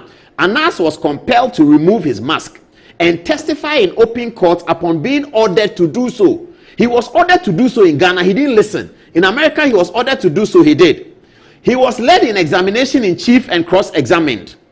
After, the judge instructed the jury whether the statements that Anas alleged against him were defamatory and whether they were made with malice. Okay. It's at this point that I'll invite lawyer Apreku, lawyer Papa, to come and explain to us what all of these things mean. Okay, Apreku, what is directions to jury? So directions, a direction to a jury is a judge instructing the jury on what exactly to look out for. Who is jury? A jury is a group of persons who make determination as to facts. So when we say facts where do they find jury from? From normal people. We often call them our peers. Mm-hmm. So peers. Virtual TV. Insightful. Voir dire.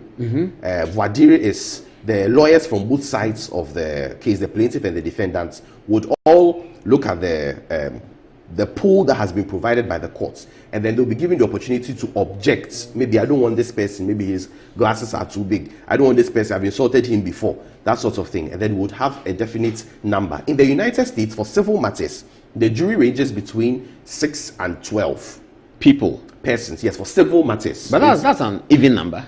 Yes. So if it's split between the middle, that for civil matters, it's supposed to be unanimous. Oh, I see. In civil matters. So if one of the jury disagree, it's lost. So they have three types of juries. A grand jury. A grand jury makes a determination as to whether or not an individual should be indicted. When we say indicted, indicted is simply a formal accusation. In Ghana, it's not like that. Okay, let me bring it back. So jury were selected. Yeah, they both were selected. parties agreed on the jury. Yes. Okay, so this instructions to jury comes at the end of the trial. At the end of the trial and at the end of the submissions of both parties. So the closing arguments. So after the closing arguments, so cross-examination has happened both Everything ways. has Jury is happened. watching. Yes. Okay, so it means the judge has no role.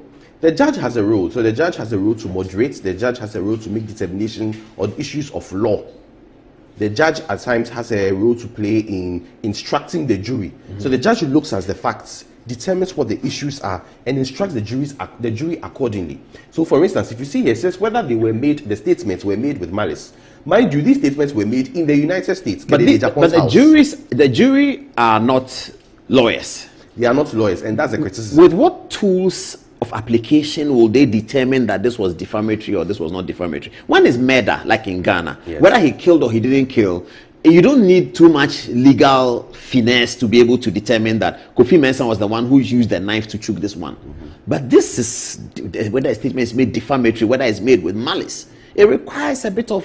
So they would often glean it from the facts, the surrounding circumstances, how the conduct of the parties have been, and then make the determination as to whether or not. So the judge instructed them to do these two things. Then what did they do? Three things actually. Okay. So first, determine whether statements were defamatory. Two, determine whether they were made with malice. Malice is adwemobone. That you intended to. You intended, I want to mafia you. Yeah. And then three, make a determination as to damages and whether punitive damages should be paid. Not the amount of punitive damages. Whether punitive damages... What is damages as distinguished from punitive damages? So, if I offend you, I do something bad to you, and because of that you are stressed, you've come to court, you are worried, at the end of the day you win the case, I'm supposed to give you some amount of money to sort of appease compensate sort of. So it's damages. Punitive damages is the court looks at my conduct and says, you are Preku, you've been very malicious, you've been very wicked, so I want it to hurt you, and so I would add extra cost in addition to just me paying you, making you comfortable. I would also add costs that makes me suffer to show that I cannot take advantage of people. So it's a punishment. It's not just me appeasing the person. Okay. So then what happened after that? So the jury were told that don't add punitive damages. Is that what they were told? The jury were told to determine whether or not punitive damages should be paid, not the amount of punitive damages. Or whether punitive damage should be paid. So that is the malice thing. Yes. Okay. So it feeds from the malice. Okay. And then at a later sitting, they would determine whether or not, or they will determine the amount of punitive damages to be paid if the jury indeed found that punitive damages should be paid. Who will determine the amount? The judge? It will hinge on the further instructions given to the jury at that sitting. Or it will go back to the jury at that sitting. Okay, so then the jury came back with an award of $18 million in favor of Anas. Yes. Then what happened? At this time, we didn't know. They just said 18 million. So the court assumed that 18 million is the damages I was talking about earlier, the general damages that are just compensating you. So now the judge now goes further to ask, okay, on the issue of punitive damages, how far? Then the jury says that, oh, the punitive damages, we added it to the 18 million. Oh. So we've already determined the punitive damage. Okay. So now the judge comes again and says, no, my instructions to you was to determine whether or not punitive damages should be paid and not the amount of punitive damages that have to be paid. So once instructions are given to juries and it becomes apparent that juries did not comply with the instruction, then you can go on appeal, you can bring an application to dismiss the verdict, and there are other remedies. So in this instance, Anas's Kennedy Agyapong's lawyers raised an objection and applied, there was an application for a mistrial, which ruling would come at a later date. 30 days from now. 30 days, yes. In fact, they have submitted both their written arguments, what in Ghana would call statements of case. So the statement of case, Kennedy Agyapong's lawyers are going to write that the judge instructed the jury to do A, B, and C. And they did something else. And they did something else. What are Anas lawyers going to say? I mean, they are going. They have to back the jury, isn't it? Yes, they would have to back the jury. So they have to find a way. Yes, they may make an argument that in any case it is substance over form, and so if the jury has found its prudence to at that stage award damages, then it will be superfluous for the judge to go back and backtrack everything. I've been told that the three possible outcomes are that the judge may uphold the mistrial, yes, and begin the trial afresh, yes, and in that case select a new jury, yes, or the judge may cure the jury's errors and pronounce a verdict very similar to what the jury have said, but it may be different in terms of reduced damages, variation. Okay, in that case, will an appeal lie at the Court of Appeal in the American judicial system? Is there an appeal line from the Court of Appeal? Most likely, because the reason there is a rationale behind giving a judge a sort of relative control over what the jury can do or the jury cannot do. And so a flagrant disregard in that, or a purported flagrant disregard in that respect, is problematic. So can you win on the jury and lose at the appeal? Like we know O.J. Simpson. Yes, yes. You win at the jury. Yes, they award you agree with you. 10 million. You go. Court of Appeal says no because there are no jury. There's no jury. It's just 3 judges who are going to. Is American appeal 3 judges like 3 judges? Like common law appeal. Yes, and then Supreme is 9. They sit all. But there's another matter coming up where Kennedy Agyapong's lawyers, speaking to them this afternoon, they told me that they are filing something else. They are filing a process against Anas for Anas publishing what is happening in court and misleading the world, including the BBC and all of that. Is that a defamatory suit or is it contempt? I think it would lie more in contempt. The reason being that many of us, or many people, often make the mistake that contempt or a proceeding ends at when the judge pronounces judgments. That is so, but that is not fully so. Because after a judge has given or pronounced judgments, after the jury has given a verdict, there are extra procedures that may take place. So, for instance, someone kills somebody, he's found guilty. At the High Court level. At the High Court level. We can fix another sitting for sentencing, right? If you go out and you make certain statements, that brings the administration of justice into disrepute. You can still be found for contempt. But if the jury has given him 18 million, he goes to tell the BBC that I've won 18 million.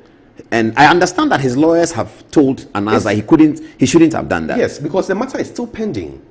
So technically, you really don't have the 18 million yet. Okay, let's not get ourselves into contempt on our own motion. We'll leave it here, viewers. But the big conversation is that Anas decided to open his face in America, but in Ghana, he says that his face is not openable. 4 minutes to the top of their lawyer. Thank you very much. Thank you very much. 4 minutes to the top of their the story is still unraveling. I spoke to Kennedy Agyapong's lawyers this afternoon. They were in very high spirit, and we had a WhatsApp call. I was driving, so the call was cutting. But then I parked. At that time, I was in Mamprobi, so I parked around the Mamprobi post office. You see that place? And I spoke to them. We had a nice conversation. And so we're keeping an eye on this and keep an eye on Good Evening Ghana for the latest. In 30 days' time, the court will be ruling. It looks like Kennedy Agyapong's lawyers are prepared to file different kinds of applications in the American court. We'll see how that goes. Now, though, it's Ramadan Kareem. And I come over to the... you want me to take text messages? Okay, let me take 2 text messages each. And then we'll come to Ramadan Kareem. Antoinette first. People are still talking about the raiding of the house. Kelvin Duffy, for example, says that in the military, which led to his early dismissal, the late Brigadier General Ahiaglo, who signed his dismissal, was the husband of the current Minister of Tourism and Entertainment, Jifa Abla Gomashi. Jakpa failed multiple military exams, was heavily indebted, and displayed gross indiscipline. His commanding officer described such conduct as shameful and regrettable. How did someone with such a disgraceful record rise to become the Director of Operations of our National Security Unit? This is appalling, and the president didn't do a good job at all.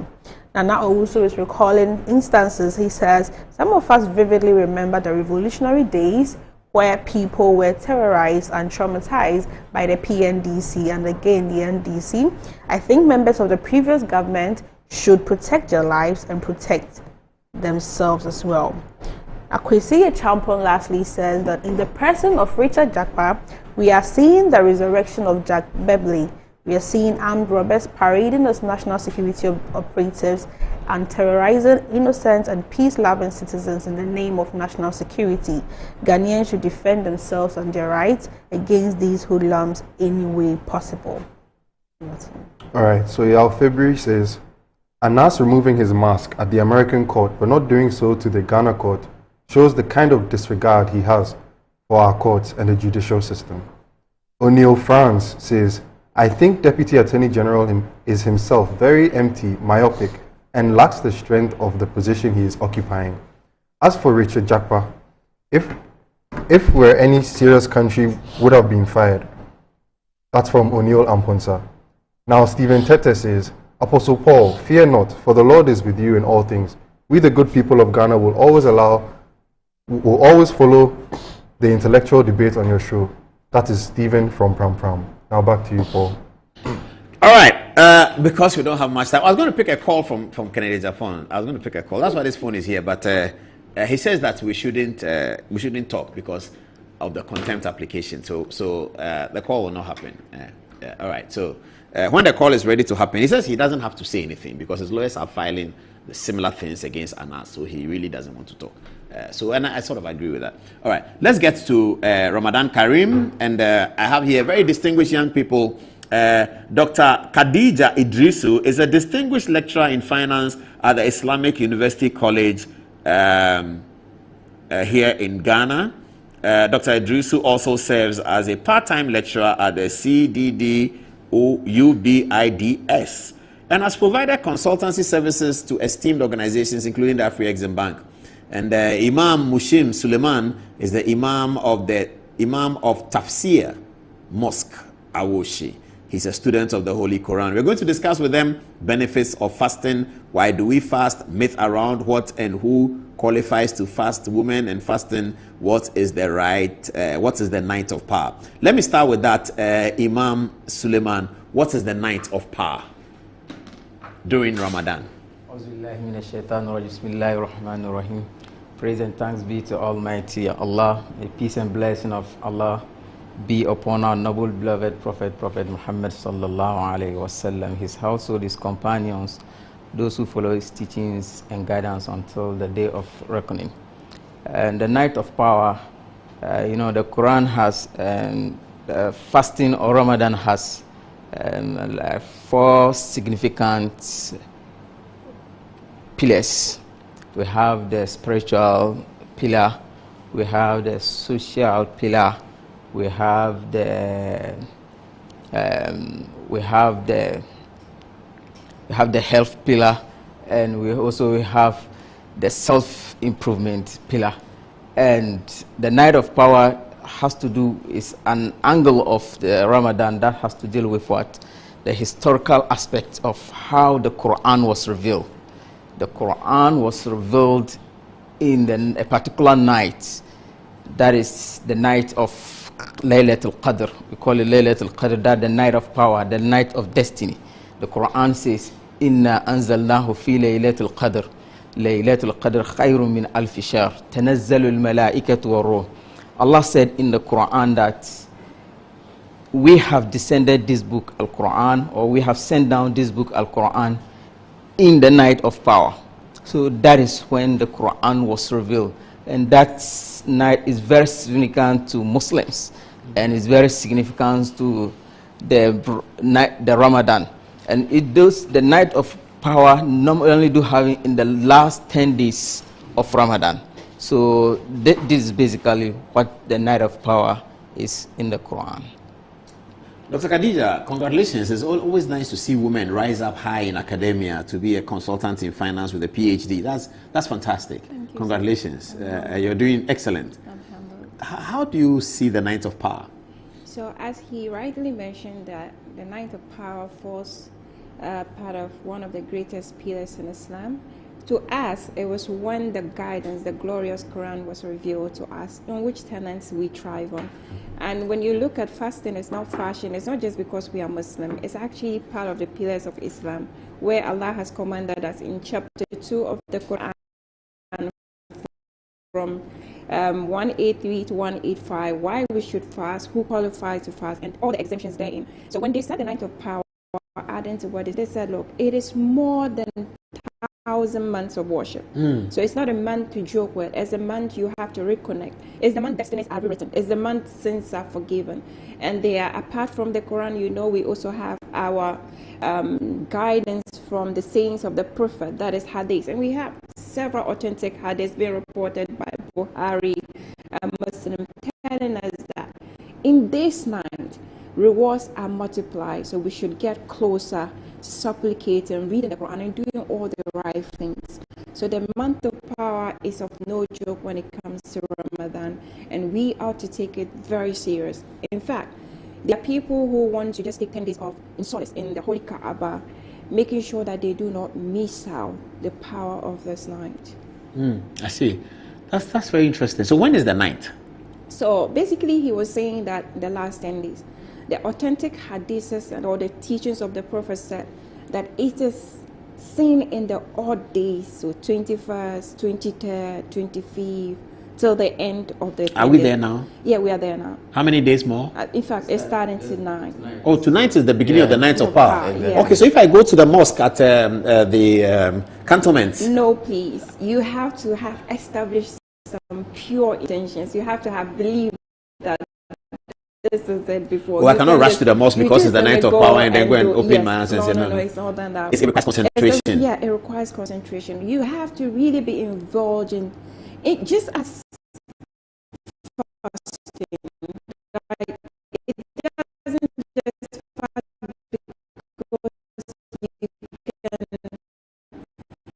eat food or eat your suhoor and stay hungry too. There are etiquettes which starts with the intention. That you should have sincere intention that I'm fasting for the sake of Allah. I'm fasting so that Allah will forgive my sins. I'm fasting because it's a pillar of Islam. So yes, Mr. Paul, you can rush to you might not get the best because if you take me, I'm going with you. I cannot guarantee that if I go, I'll get it. If I know the shape, who is leading the prayer? The shaykh cannot guarantee what you get. It's The only Imam, Allah. Imam Abbas is my friend. Yeah. He is leading the prayer Imam there. Abbas Yes. cannot guarantee that. It's only Allah's mercy who can guarantee, even Imam Abbas. Yeah, I see. That I see. mercy. Wow. Let me stay on you. What about women and fasting? Women do so much. They take care of the children. They go to work. Shouldn't they be given a certain fewer hours to fast? No, please. Why? Because we are all Muslims. We are all Muslims, right? And what is ordained on you is what is ordained on me. However, Allah, the most merciful, gave exemptions to when somebody cannot fast. One of the exemptions, we have the temporary, we have the permanent exemptions. The permanent being that if you are ill and it's chronic, the older adult who cannot is too fragile to their health. The people who cannot fast due to maybe a doctor saying that this is it, but you cannot just determine it by yourself. A doctor has to approve if you do this, it will be detrimental to your health. When it comes to women, there are exemptions. If you are not pure, you cannot fast, just like you cannot pray. If you are menstruating, you cannot. We have something we call nifas. If you had given birth and then you are bleeding, that makes you unclean, you cannot fast. But you have to pay back when you are clean. Right? If you are breastfeeding and that will also be detrimental to the health of the baby or you are exempted from fasting. But you have to do it. But at the right time, you have to pay back the these days. And it is just laid down in the Quran from chapter 2, 180. There's nothing worse than your multi-bet missing. But nothing better than having it saved. BetSaver.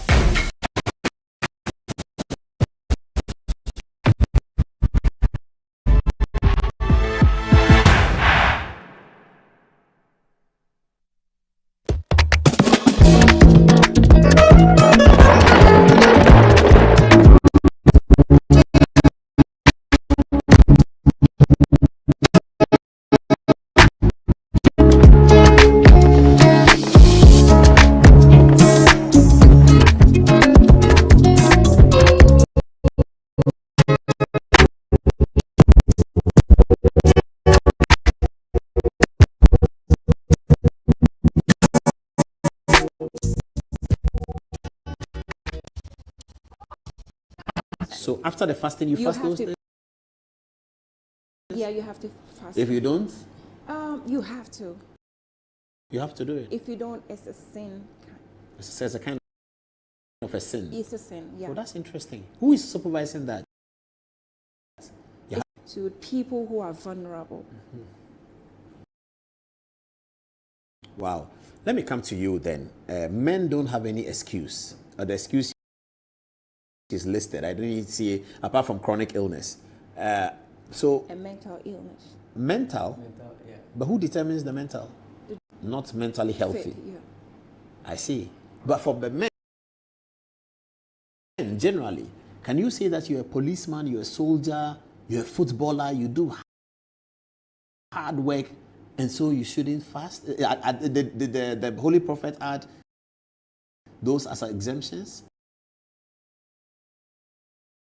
But exempted from it. And that one is not for only men. Any exemption when you are traveling to a distance like 77 kilometers or 48 miles, you are exempted. It's not, the fasting itself is not it's not an exercise for punishment. It's an exercise to restrain you. We do know that in traveling sometimes you do face some difficulty in your journey. Some stress and other things. So Allah said, Yuridullahu bikum yusra wala yuridu bikum al-usra. Allah wants ease for you. He doesn't want difficulty for you. So when there are challenges of you can determine whether it will be difficult for you. In that case, Allah subhanahu wa ta'ala has exempted you from that. Well, that's very interesting. So the other day I was watching Manchester United, one of my favorite team, play football, and Maswari at 6 o'clock, the referee didn't exempt it. But the Holy Prophet didn't exempt it. No. They have not. Or there was no football in his time. There was no football in his time. There wasn't. Though there are exercises. Mohamed Salah plays football. And they play, you can see that most of them, they're able to. Fasting, you know, fasting has so much to do with our cardiovascular health. Yes.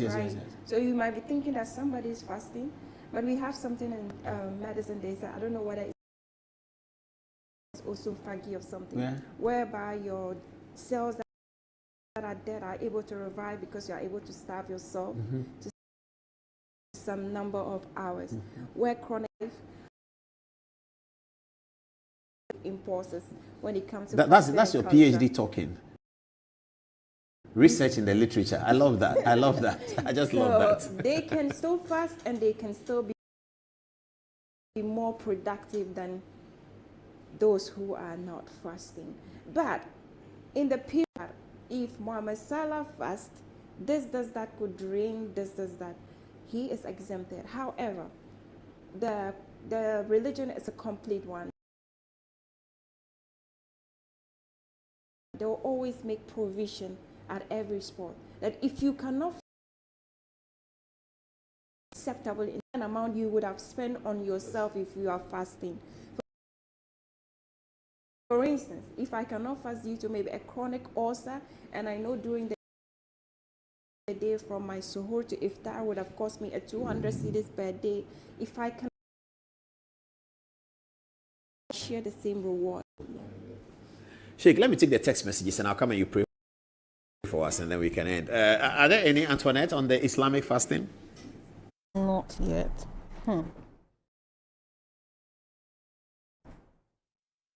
Thank you very much, Paul. So Yalfebri says that the 10 nights is very crucial to the Muslim in Ramadan period.